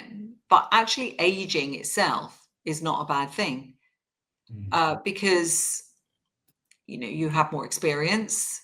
We were talking about being wise and not taking things personally. We had that part of the conversation. That comes with age. It comes with you have to experience a lot of things. You have to have a bit of time. So it's not a bad thing from that perspective. Obviously, as you age, you're more likely to have children and extended family, more friendships. Financially, hopefully, you start to accumulate things. And even if it's not all the things that you want or that you thought that you would get, you tend to be more discerning about what's going to make you happy. And in fact, I think with age, you tend to actually want less stuff, and you start to be more grateful for experiences, because things happen around you. You see illnesses, divorce, deaths. You see parts of life that you think never would happen to you, and then they start happening to either you or people around you. So you become more grateful. And I think if you can continue to be strong and fit and feel good in your skin as well, and do things in the world with all of these gifts, all of this knowledge, then I think it's a great place to be. So I think aging is not bad, and I think obviously it's been given quite a bad rap. That once you're past a certain age, you are past it. That it's not great, but I think there's lots to be said for it. Yeah, and you're changing the narrative right there. Yeah, and I think working with a lot of young people, there's so much concern and fear and worry and uncertainty and the unknown, and thinking that they're never going to be able to achieve what they want to achieve. So being young is not all it's cracked up for either. I mean, that's a great myth right there. I know you have the beauty of youth as a very young person, but the great thing is you can maintain that if you continue doing all the things that we've discussed. Who's that artist who had this song "Young and Dumb"? I don't remember, but that was really cool. Yeah, Young and Dumb. But you know what? I think this is the part of longevity science that I love, that you can have the wisdom of the age and have the biology of someone who's 30 years younger. Yeah. And now imagine what you can do. Now imagine all the things that you can create, people you can inspire, lives you can touch. I don't know. I think it's fascinating. Absolutely. And the confidence you have, when you walk into a room, or you just don't worry about the little things that maybe you do worry about as a young person, because you sort of realize that everything is overcomable eventually. Yeah. So these things that seem big worries, they sort of shrink down as you get older. So good. Yeah. So good. Okay. Now, I want to talk a little bit about warning signs and wake-up calls. So what are the earliest signs someone is aging too fast, even if they look fine? I think it's how they feel. I think, there is an intuition that we have. The body sort of knows. This whole thing about intuition, where you sort of, is it a bit woo-woo, or is it true? I think every single sort of cell in your body is sending signals. Well, in fact, I know it is, to your brain. And so when you have a feeling about not feeling quite right, that definitely that's the time to go and have an all-over check and do the blood test, or if you can afford it, a thorough sort of well woman, or try, with your local doctor, your NHS first of all, and just get checked out, because very often, if you're feeling that something's not quite right, that tends to be the case. I mean, also, just when things are different, if you're tireder, if you feel less motivated, if you're lacking in energy, if what you used to be able to do, you now can't do. And sometimes it could just be feelings. Sometimes it could be, and that is a sign of, deteriorating mental health as well, which is a very real thing. But the two are connected. So even if you're thinking, well, I'll just shake it off, I'm just having a bit of a down day, if that is consistent and you find that you are constantly thinking negative thoughts and thinking you can't do something, and just feeling not in poor physical health, but just not feeling happy, that is not your natural state. Our natural state is to feel energetic and enthusiastic, like a child. You go back to children, how they are natural. Yes, they cry if they're tired, or if they fall over or whatever, but otherwise they are just naturally, their natural state is enthusiastic, keen, and wanting to explore the world. And if you lose that as an adult, then there will be a reason for that. And so, you can start to, if you feel like completely strong and fit and healthy naturally, and then it is about mental health, and you can start by doing meditation and doing journaling and, going through the whole miracle morning type routine. But if that doesn't help, then maybe you do need some help. Maybe you do need some talking therapy. And I think, everyone's a lot more open to that now. I love that. Yeah. So your natural state is to feel energetic and enthusiastic. Completely like a child. And yes, I know we slow down a little bit. I mean, I'm not going to pretend that, we're just the same at 100 as we are at 2, but it should be a very, very slow, natural decline where we actually don't want to do as many things. And this is where it comes back to your intuition. Are you just feeling that, it's not as you want it to be? Because if that's the case, you can change it. I really like what you said about intuition. And I think that would be the first step. If you think something's not right, maybe that's the time to go get the bloods done, maybe a hormonal profile done, all of those. Yeah, I mean, don't wait for that. I'm a big firm believer in just getting checks anyway, because there's that I can't remember where it came from, but there's that saying that, first of all, you will be just sort of tickled with a feather. That's what your intuition will do, and then suddenly it will be a bit of a brick wall knocking, and then if you really still take no notice, it will be a bulldozer.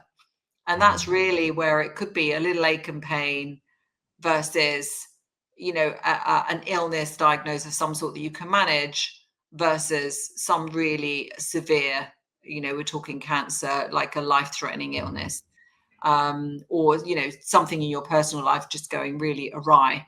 So just don't wait for these things to happen. And so many people, they start their fitness journey or they change their lifestyle only once something like this happens.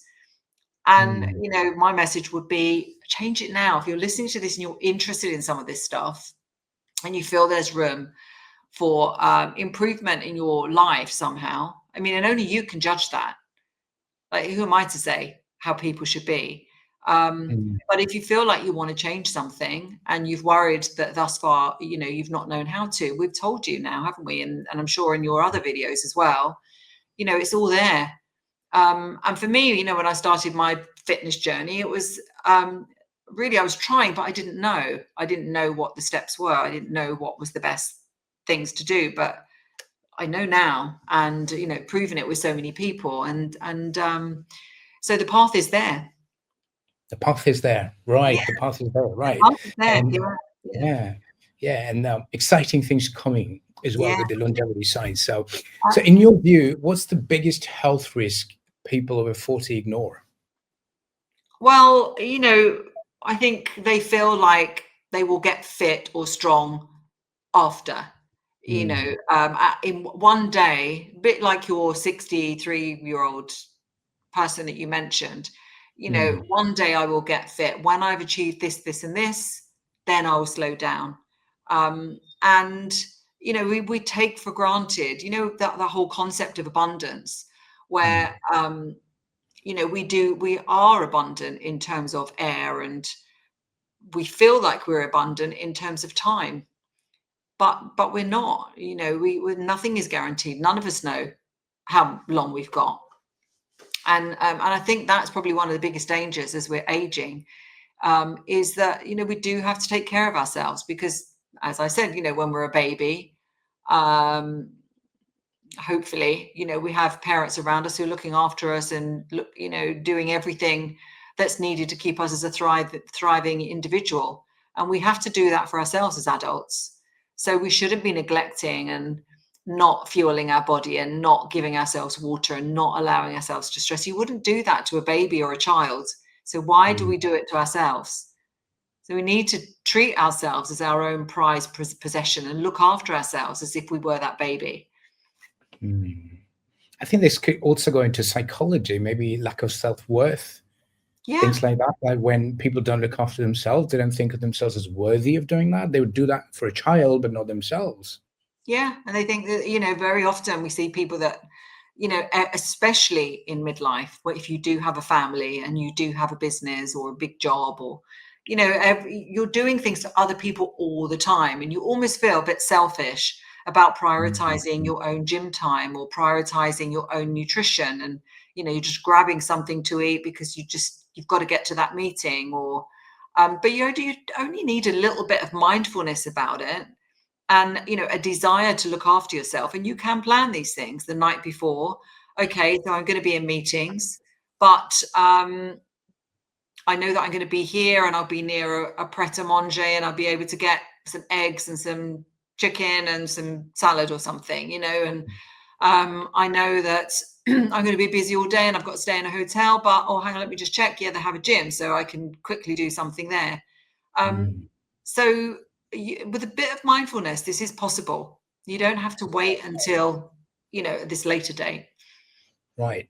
So safe to say that if you're not listening to intuition, if not listening to your body, and off at midlife or beyond, there is a point of no return, like the bulldozer. There is a point of no return that you'll get to, and health is not like it'll just give you an abundance of time.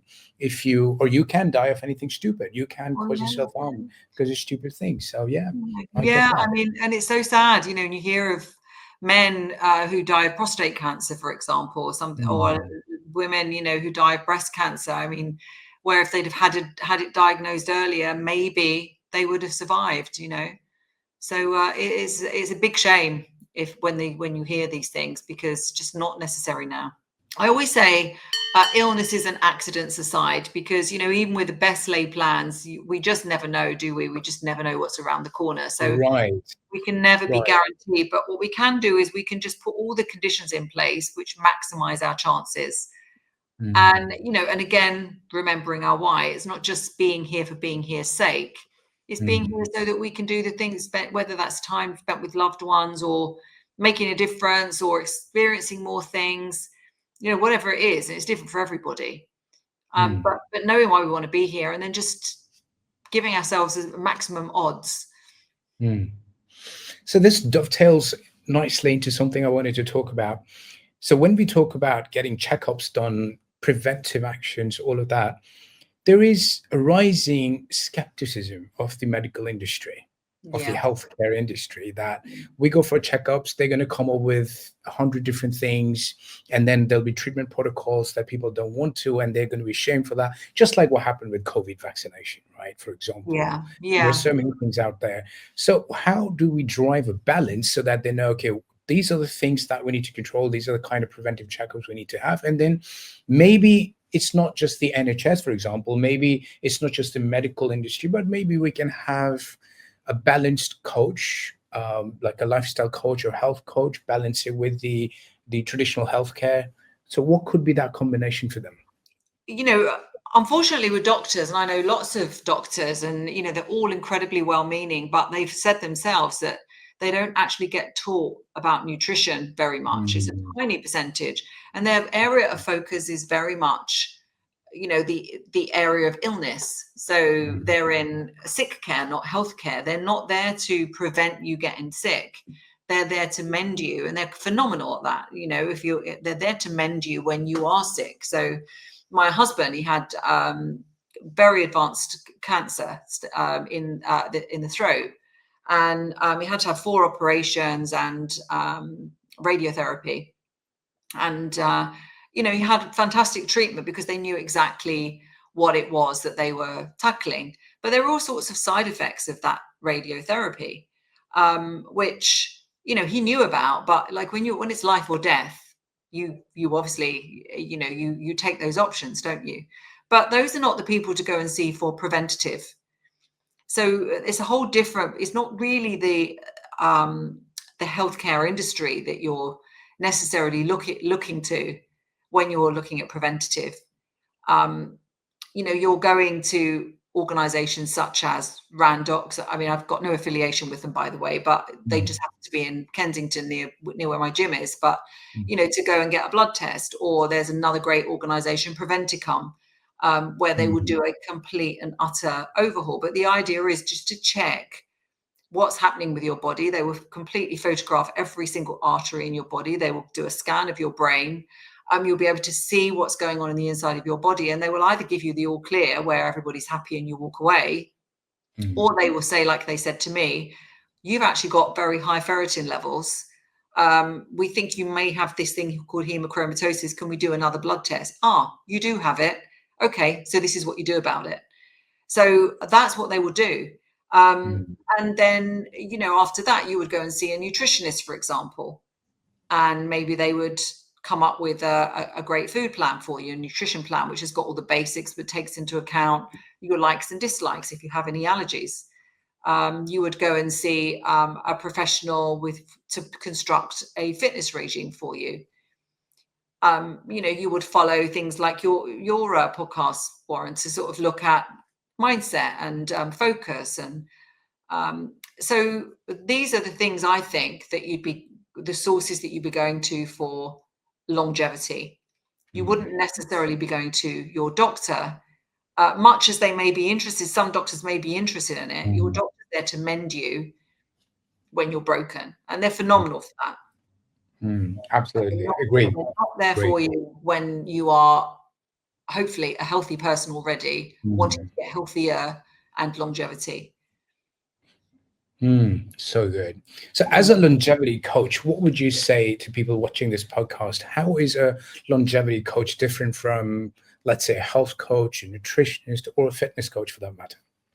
Firstly, it's a very holistic approach because, as we've discussed now, there are many, many aspects to longevity.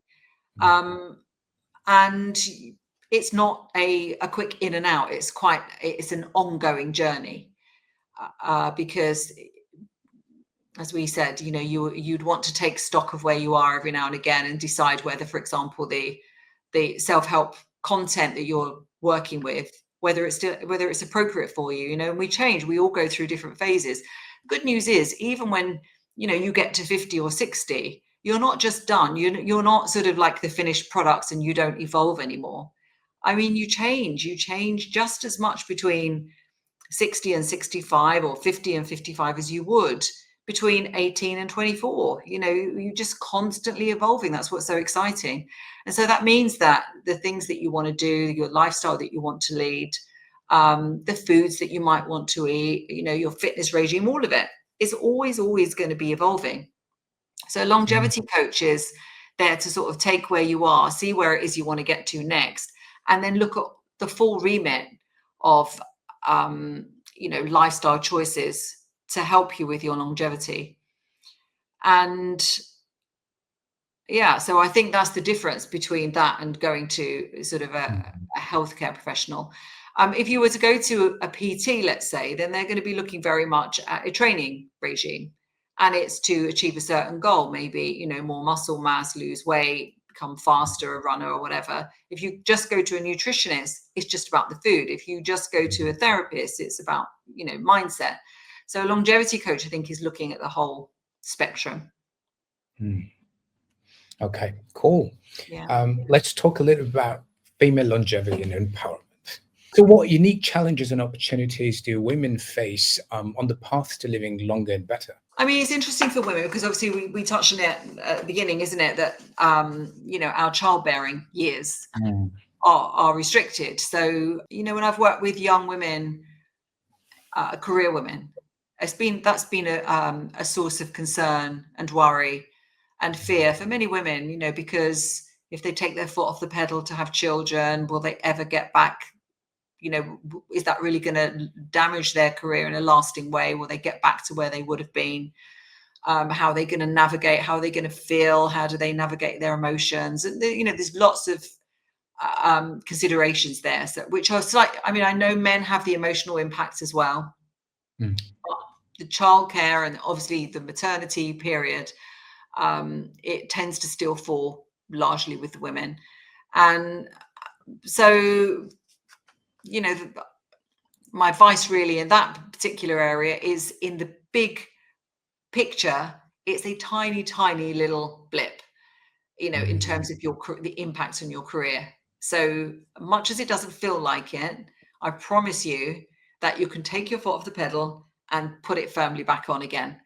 So, longevity is relevant here because you have got a long time to be able to build your career. In fact, you could build 3, 4, 5 careers. The one you're in now may not be the one you're in 10 years' time.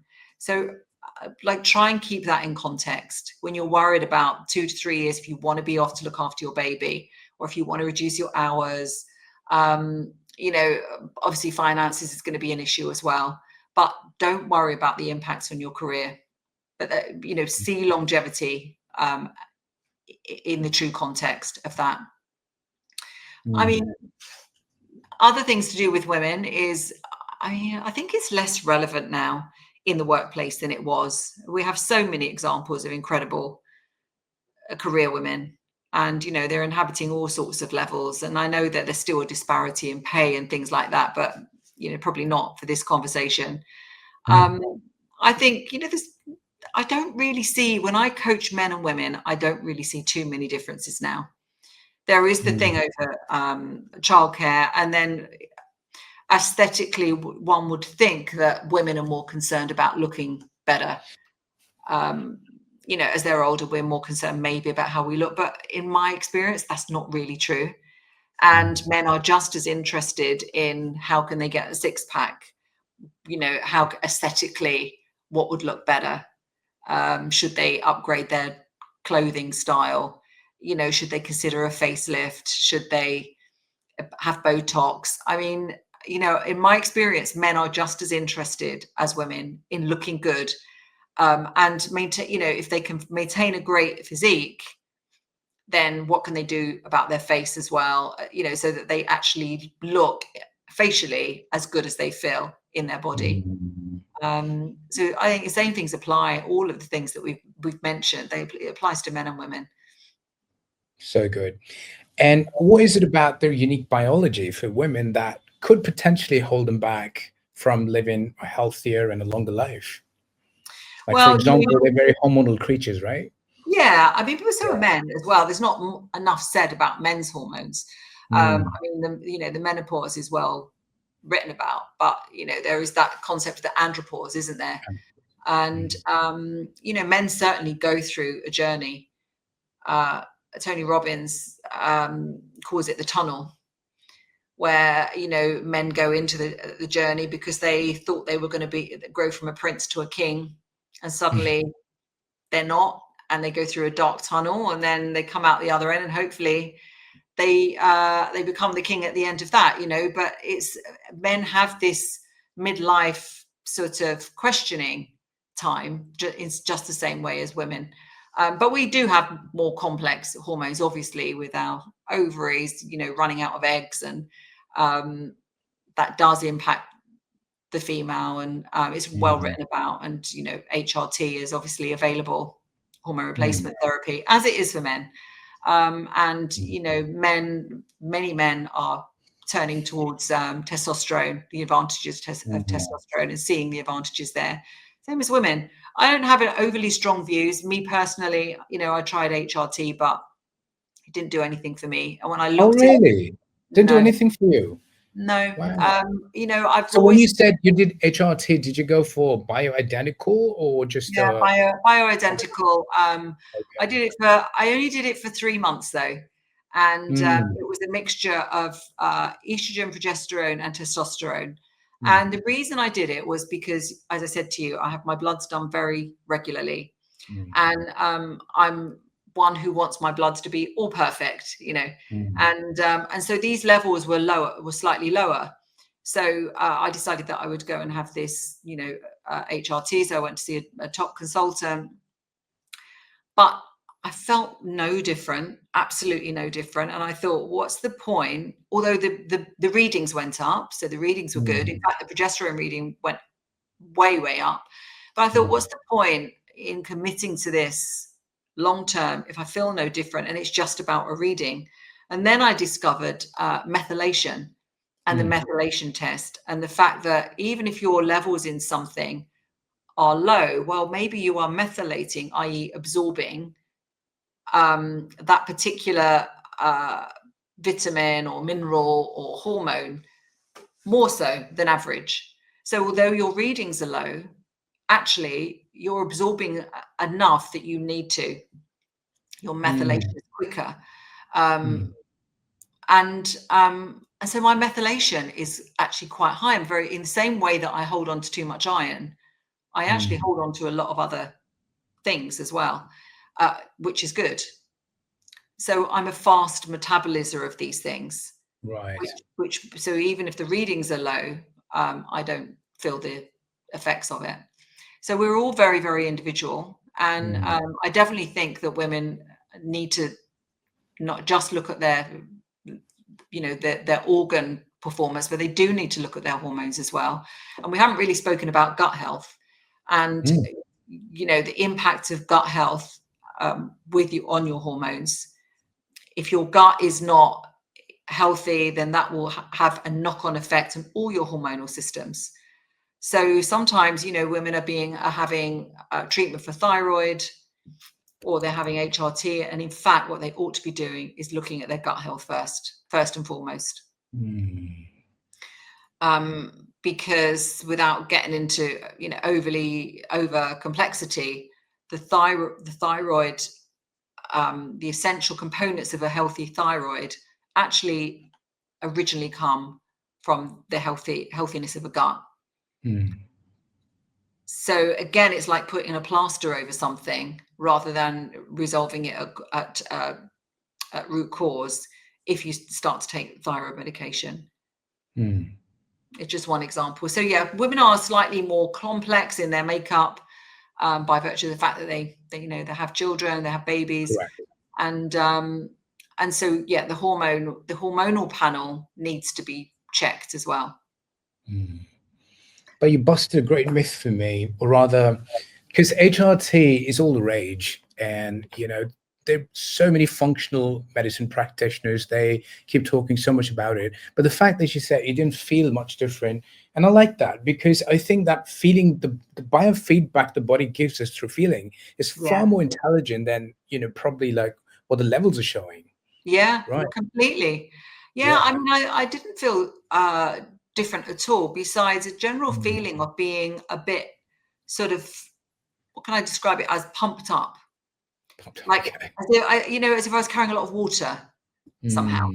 That's just anecdotal. That was just my feeling of it. But it wasn't, there was no improvement in any way. It was just the readings now were higher. And also there was that feeling, like I said right at the beginning, that I don't want to be tied to any type of medication if I don't have to be. I really don't.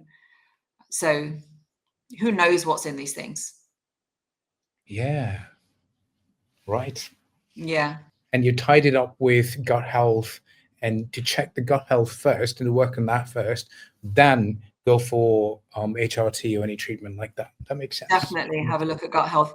The other thing as well is, to be very circumspect about supplements. I got involved in the supplements industry. I was supporting a business owner who has a supplements company.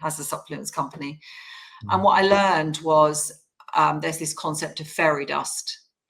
So when a supplement makes a claim of containing XYZ, it could be the most, and it usually is, the most minute sprinkling of whatever is stated. And the vast majority of the supplement is filler, and there is virtually no regulation over the filler. So if you're one who's taking, 10 tablets a day, supplements, and you're buying them and you're doing it with good faith because you think it's got this, that, and the other in, the vast majority that you're swallowing is filler. And that's primarily sugar, it's silicone, it's all sorts of components that the body just doesn't really quite know what to do with. So it excretes it out. So it's absolutely, I don't want to say no point, but I would be very circumspect about what you're consuming in terms of supplements. It's a huge money-making industry. Huge. Highly competitive. And, basically the ones that get sold are the ones that are promoted the most on things like TikTok. And then they get tons and tons of reviews. If people are interested, there's a brand that I have liked in the past I'm not using it at the moment, but it's called Bionic, and they actually come to your home and they take your bloods and then they give you a reading, and then they say, well, you're a bit low in this and a bit high in that, and so then they manufacture your supplements for you, and they're capsules full of tiny capsules. So each little tiny capsule within is the fairy dust. So it's a fairy dust of maybe vitamin A and then one of D. So you have this capsule and it might have 20 things in it, but it's one capsule. So now there's no filler. Yeah. That's a very expensive solution. And again, you know, I was using it for quite some time, and then I thought I'm going to have no supplements whatsoever. Just do it from food and see how I feel and keep monitoring my bloods. And that's really how I've continued. And how are you going with that? Really good. And that I made that decision good couple of years ago. Yeah. So I learned something recently about supplementation as well. You know, looking at people like Brian Johnson, Dave Asprey, and they've got images on social media with a handful of supplements like every single day. I think Dave Asprey says it takes about 100. Brian Johnson says it takes about 120. But what I learned is that, now, what you rightly said is that body doesn't know what to do with that, with all that filler and the extra stuff, right? But it's still, liver still has to filter that. It still has to go through that. And as you rightly said before, that the cholesterol is actually controlled by the liver. So a lot of the times when people look at bloods and the cholesterol is high, it could just be that they've got all this excess supplementation that body doesn't know what to do with. Absolutely. And it's showing up as excess cholesterol. Is that true? Yeah, absolutely. That's exactly. Well, it's not showing up as excess cholesterol, but it's taking up time activity of the liver. So the liver's therefore not able to filter other things because it's so busy. And then that means, you know, not as healthy a liver.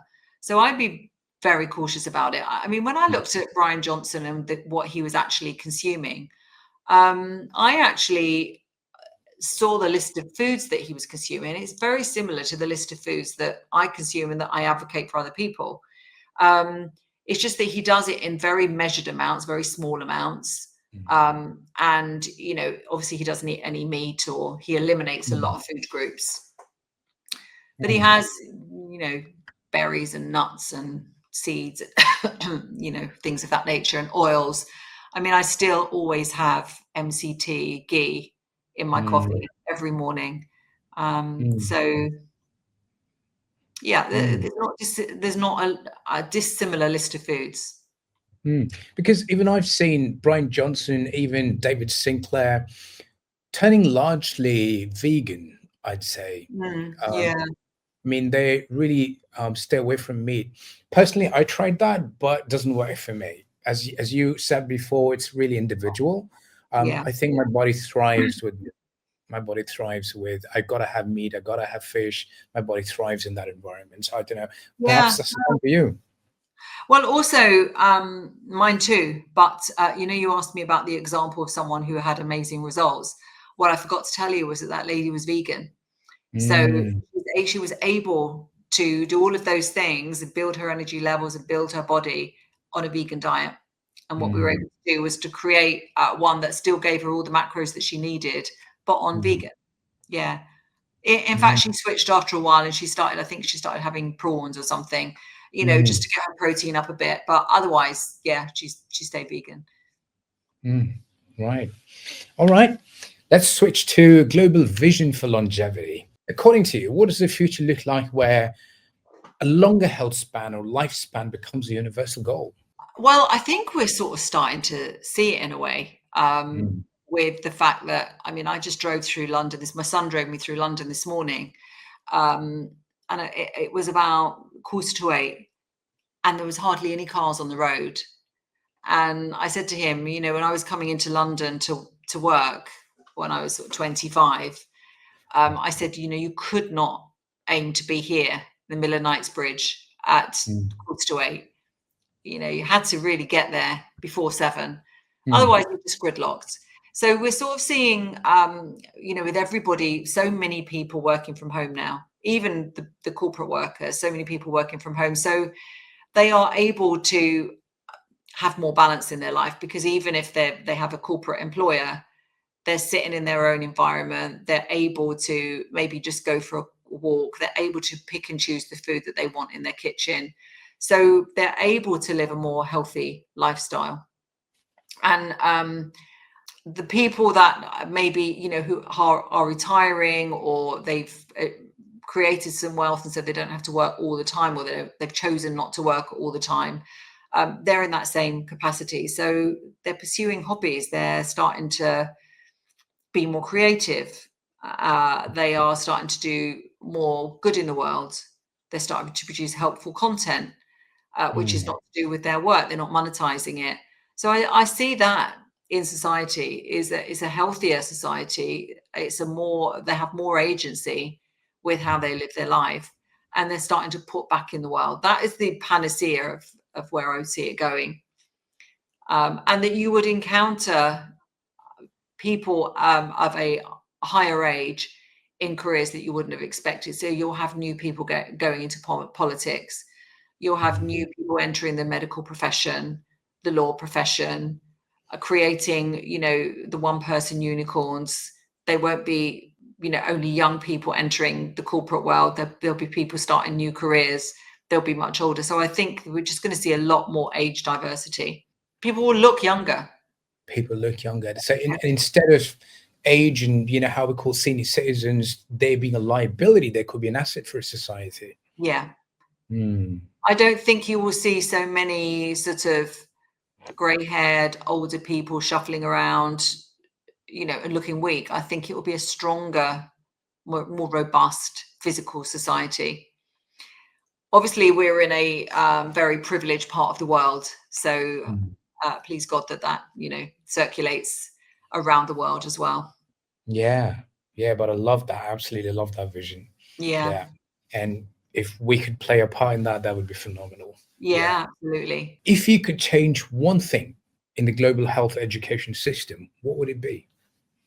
I would be teaching children this, you know, teaching it from an early age, and maybe teaching parents as well, but particularly it all starts with youngsters. And as I said to you, you know, that experience that I had was really shocking.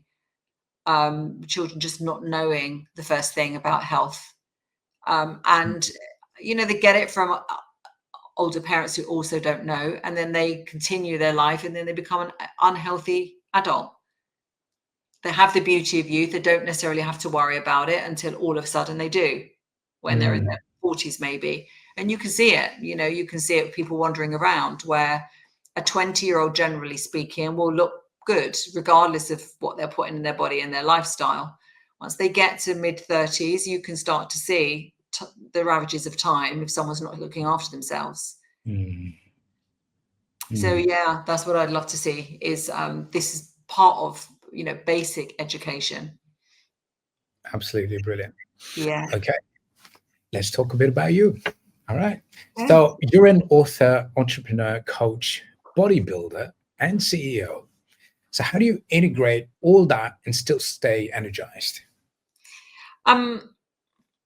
Well, one of the things that I have worked on quite a bit is, you know, feeling zen, calm, the art of zen, they call it. And doing all the things that I've said to you, but doing it more in the order that I want to do things in. So there was a time where I had quite a strict timetable in my life. You know, I was one of these with, I was getting up at 4:30. I think when I first met you, up at 4:30, million things done by 6:30, very strict time slots in my diary right the way through. It's much less like that now. I don't use an alarm clock. I go to the gym when I want to go to the gym. I work unless I have an appointment, you know, as we have today. I will just do all the things that I want to do, but I'll do it in the order I want to do it. And that's been, you know, amazing for productivity, because I tend to want to do a lot of things, but I don't feel like I have to do them. So yeah, I've been studying that art of just staying calm, focused, and feeling that I get to do things, not that I have to do things. And if anyone tries that, I think you'd be surprised how much you get done. Obviously, you know, we've all got different constraints on our time. Generally speaking, I'm lucky enough that I don't really have more than one appointment, timed appointment in a day. I try to make it like that anyway. But if you look at your diary and you try to do that, then you can be your own person. And like you, I mean, you obviously have a dog to look after, you have your baby to look after, we have the household. There are things that need to get done. But do they really have to be done bang on 8 o'clock or 9 o'clock? Maybe not. Try Right. getting up without an alarm clock and naturally waking up. Well, your baby will wake you up, but just try. I think that's really how I've sort of developed, and this is what I mean about ongoing evolution, because that's a big change for me. Really, from pre-2020, it wasn't like that. I was much more systemized. No, I like that. In fact, I relate to it because I'm not an alarm clock person and I want to listen to my body most of the time, because the goal is to live just like you. The goal is to live far, far longer. And I know constantly pushing yourself is not the way to go. No, it is doing things that you feel that you want to do and that you get to do them, which is a lovely feeling. Yeah. I've been there. I remember the first time I did Unleash the Power Within with Tony was in 2006. Right. And I just became like, go, go, go, go, go, all of that. And it worked. It worked for a while. It's great. It's absolutely great. But then if you keep doing that day in and day out, because that's what I thought it was about. I mean, I misunderstood it. But that's what I thought it was about. And I think it was adrenal fatigue at one point in time. Well, he calls it massive action, doesn't he? So you feel like you have to take massive action. Right. But to be realistic, we are machines and our batteries wear out and we need to replenish them, so you can't just keep on wearing out your batteries. And then I did life mastery with him, and that's when I learned, okay, slow down. yeah, exactly. But I think these gurus, if you want to call them, I don't really like to being called that, but these teachers, they change, they evolve. I think if you look at Tony's teachings then compared to now, you can see some quite significant differences now. Very, you're absolutely right. Very. Now it's so much about being heart-centered, love, giving back. All of that, the contribution that he talks about. Yeah, you're right. You're right. Yeah. Now that we're on that topic, and we started off initially as well talking about it. So a lot of people today, they get into this self-help world and the self-help industry, and it's like going down a rabbit hole and it doesn't end. Sometimes you can be addicted to it as well. Like I've been there. I know I was an event junkie. I would jump from one event to another, but not really get the work done. And instead just, it was just spiraling onto one event after another. And your mind's in a different space, but you're not in touch with reality anymore. That's what I found. What would you say about that? Yeah, I mean, there's so much content available now. Back in 2006, it was less so. You would go, I think that was about the time I went to a Tony Robbins event, to be honest. It might have even been the same one. And I remember being really shocked walking into what I thought was a business event, and everyone standing on their table, on their chairs, dancing. I had a suit and shoes on, court shoes, and I was really surprised and loved it. But there wasn't as much content available online, obviously, then as there is now. And now we have overload. I mean, if you go on YouTube, there's just so much content, and so much of it is copycat, and so much of it is, the individuals don't have credentials, but they've jumped on the bandwagon. They're trying to monetize their YouTube or whatever, which is fine because everyone has a different, perspective. So everyone's a legitimate contributor. But as a consumer, I think it's so important to just check out the credibility of the individual, what their basic values are. Do they coincide with yours? And just pick and choose who you're going to follow for a bit. So you may just sort of make the decision, I really like this person at the moment. I really want to learn more about what it is they've got to share. So I'm going to go all in with this person's content. I did it with Joe Dispenza and trained, to do some of his teachings. Because it was, I think I first came across him through Tony Robbins at a place in Whistler. And so I started to do his meditations, and then I went to a few of his events and, learned the content and really, really enjoyed it. But I got to a point where I thought, no, I need to implement now. I'm not going to any more events. I'm just going to do the meditations every day. And I might listen to the odd interview here and there, but I'm done with it now. I need to implement. And same with Tony Robbins. I was a platinum partner for 2 years running, and then that was it. There was no point in me doing more Unleash the Power Within or Date with Destiny, because I'd done them, and I needed to implement. So I think that's very, very important. And just to be discerning as to what you've decided you're going to listen to. And no one's necessarily right or wrong, but everyone's going to have this different stance. And I think be wary where people are chopping and changing, and 1 minute they're one type of coach, and the next minute they jump onto something else, and then something else, and then something else. There's a few like that as well. But we're lucky. We have so much content. If you think, I remember back in the day where my grandfather would take me to the library, and I was lucky if I was allowed to. I think 3 books we were allowed. And I'd take through. I was a really avid reader, and I would read 3 books, and sometimes they would allow me 4. So we're very lucky, but it can be overload. Yeah, I try not to. It's a fine line, between trying to put out content that's helpful to people and getting sucked into the content from others. And so I've been experimenting for the last couple of months of just not going on there very much and waiting till I've got something really different and new and robust to deliver before I actually go back on there. Because we're told as content providers, you've got to post every day, you've got to produce content every day, you've got to put a YouTube and a reel out and everything to build your platform and build your audience. But everyone's doing that. And so then, if you're under pressure to put stuff out every day, the quality is going to reduce, because none of us can think of great new content every single day and not be a bit repetitive. So that's been, what I've been experimenting with, is trying to do less, more valuable stuff. Again, I relate with you completely. Yes, the so-called gurus, the Insta gurus, they say the same thing. Keep posting, consistency is the key. But you're right.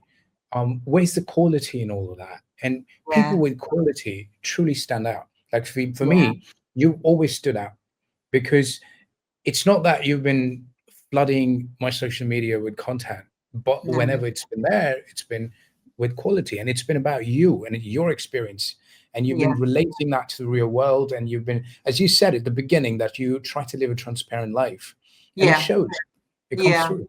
Yeah. Trying to be authentic and trying to be useful.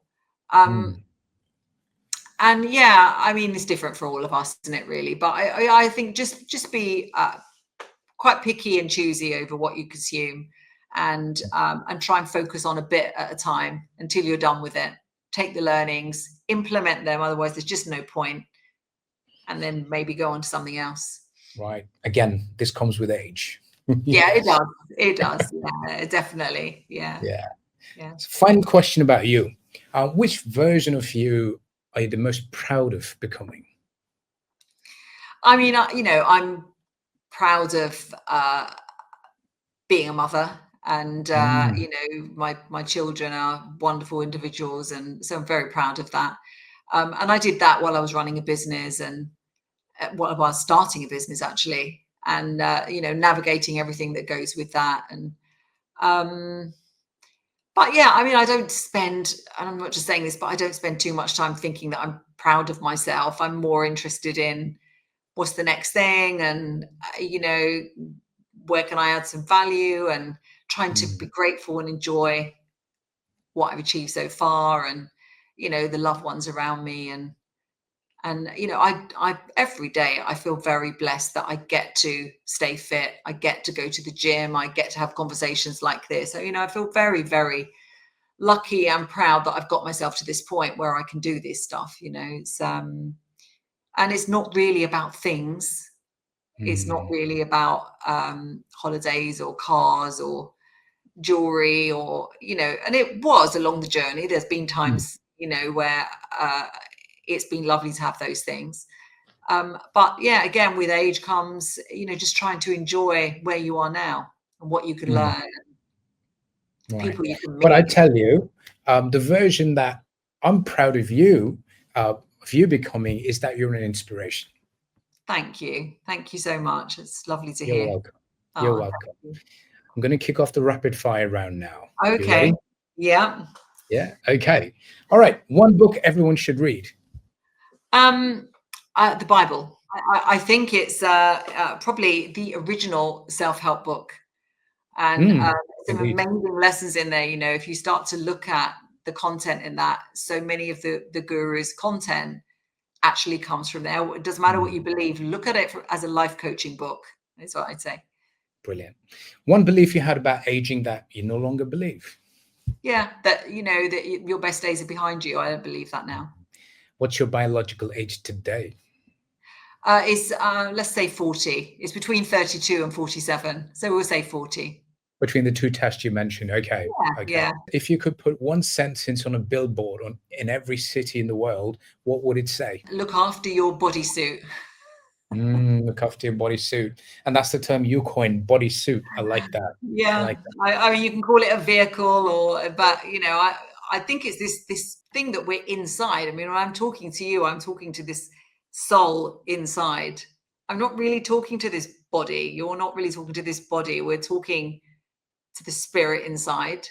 So in order for me to be able to communicate with you, we both got to have this external sort of physical matter, haven't we? So we've got to look after it. Well said. Well said. All right. Okay. Folks, that was Angela Middleton. Proof that age is just a number and vitality is a decision. If you love this episode, remember to subscribe, share, and leave us a review. And here's the deal. Longevity isn't just about adding years to your life, it's about adding life to your years. I'm Warun Mehta, and this is Ageless and Limitless, where we decode the science, soul, and systems of living younger, longer, and stronger. See you in the next one. And thank you so much, Angela. Thank you so much for adding tremendous value, for having this tremendously long and very valuable and deep conversation. Thank you so much for the lovely questions, Warren. I really enjoyed it. You're so welcome. I look forward to chatting with you again and look forward to hopefully meeting you soon as well. Definitely.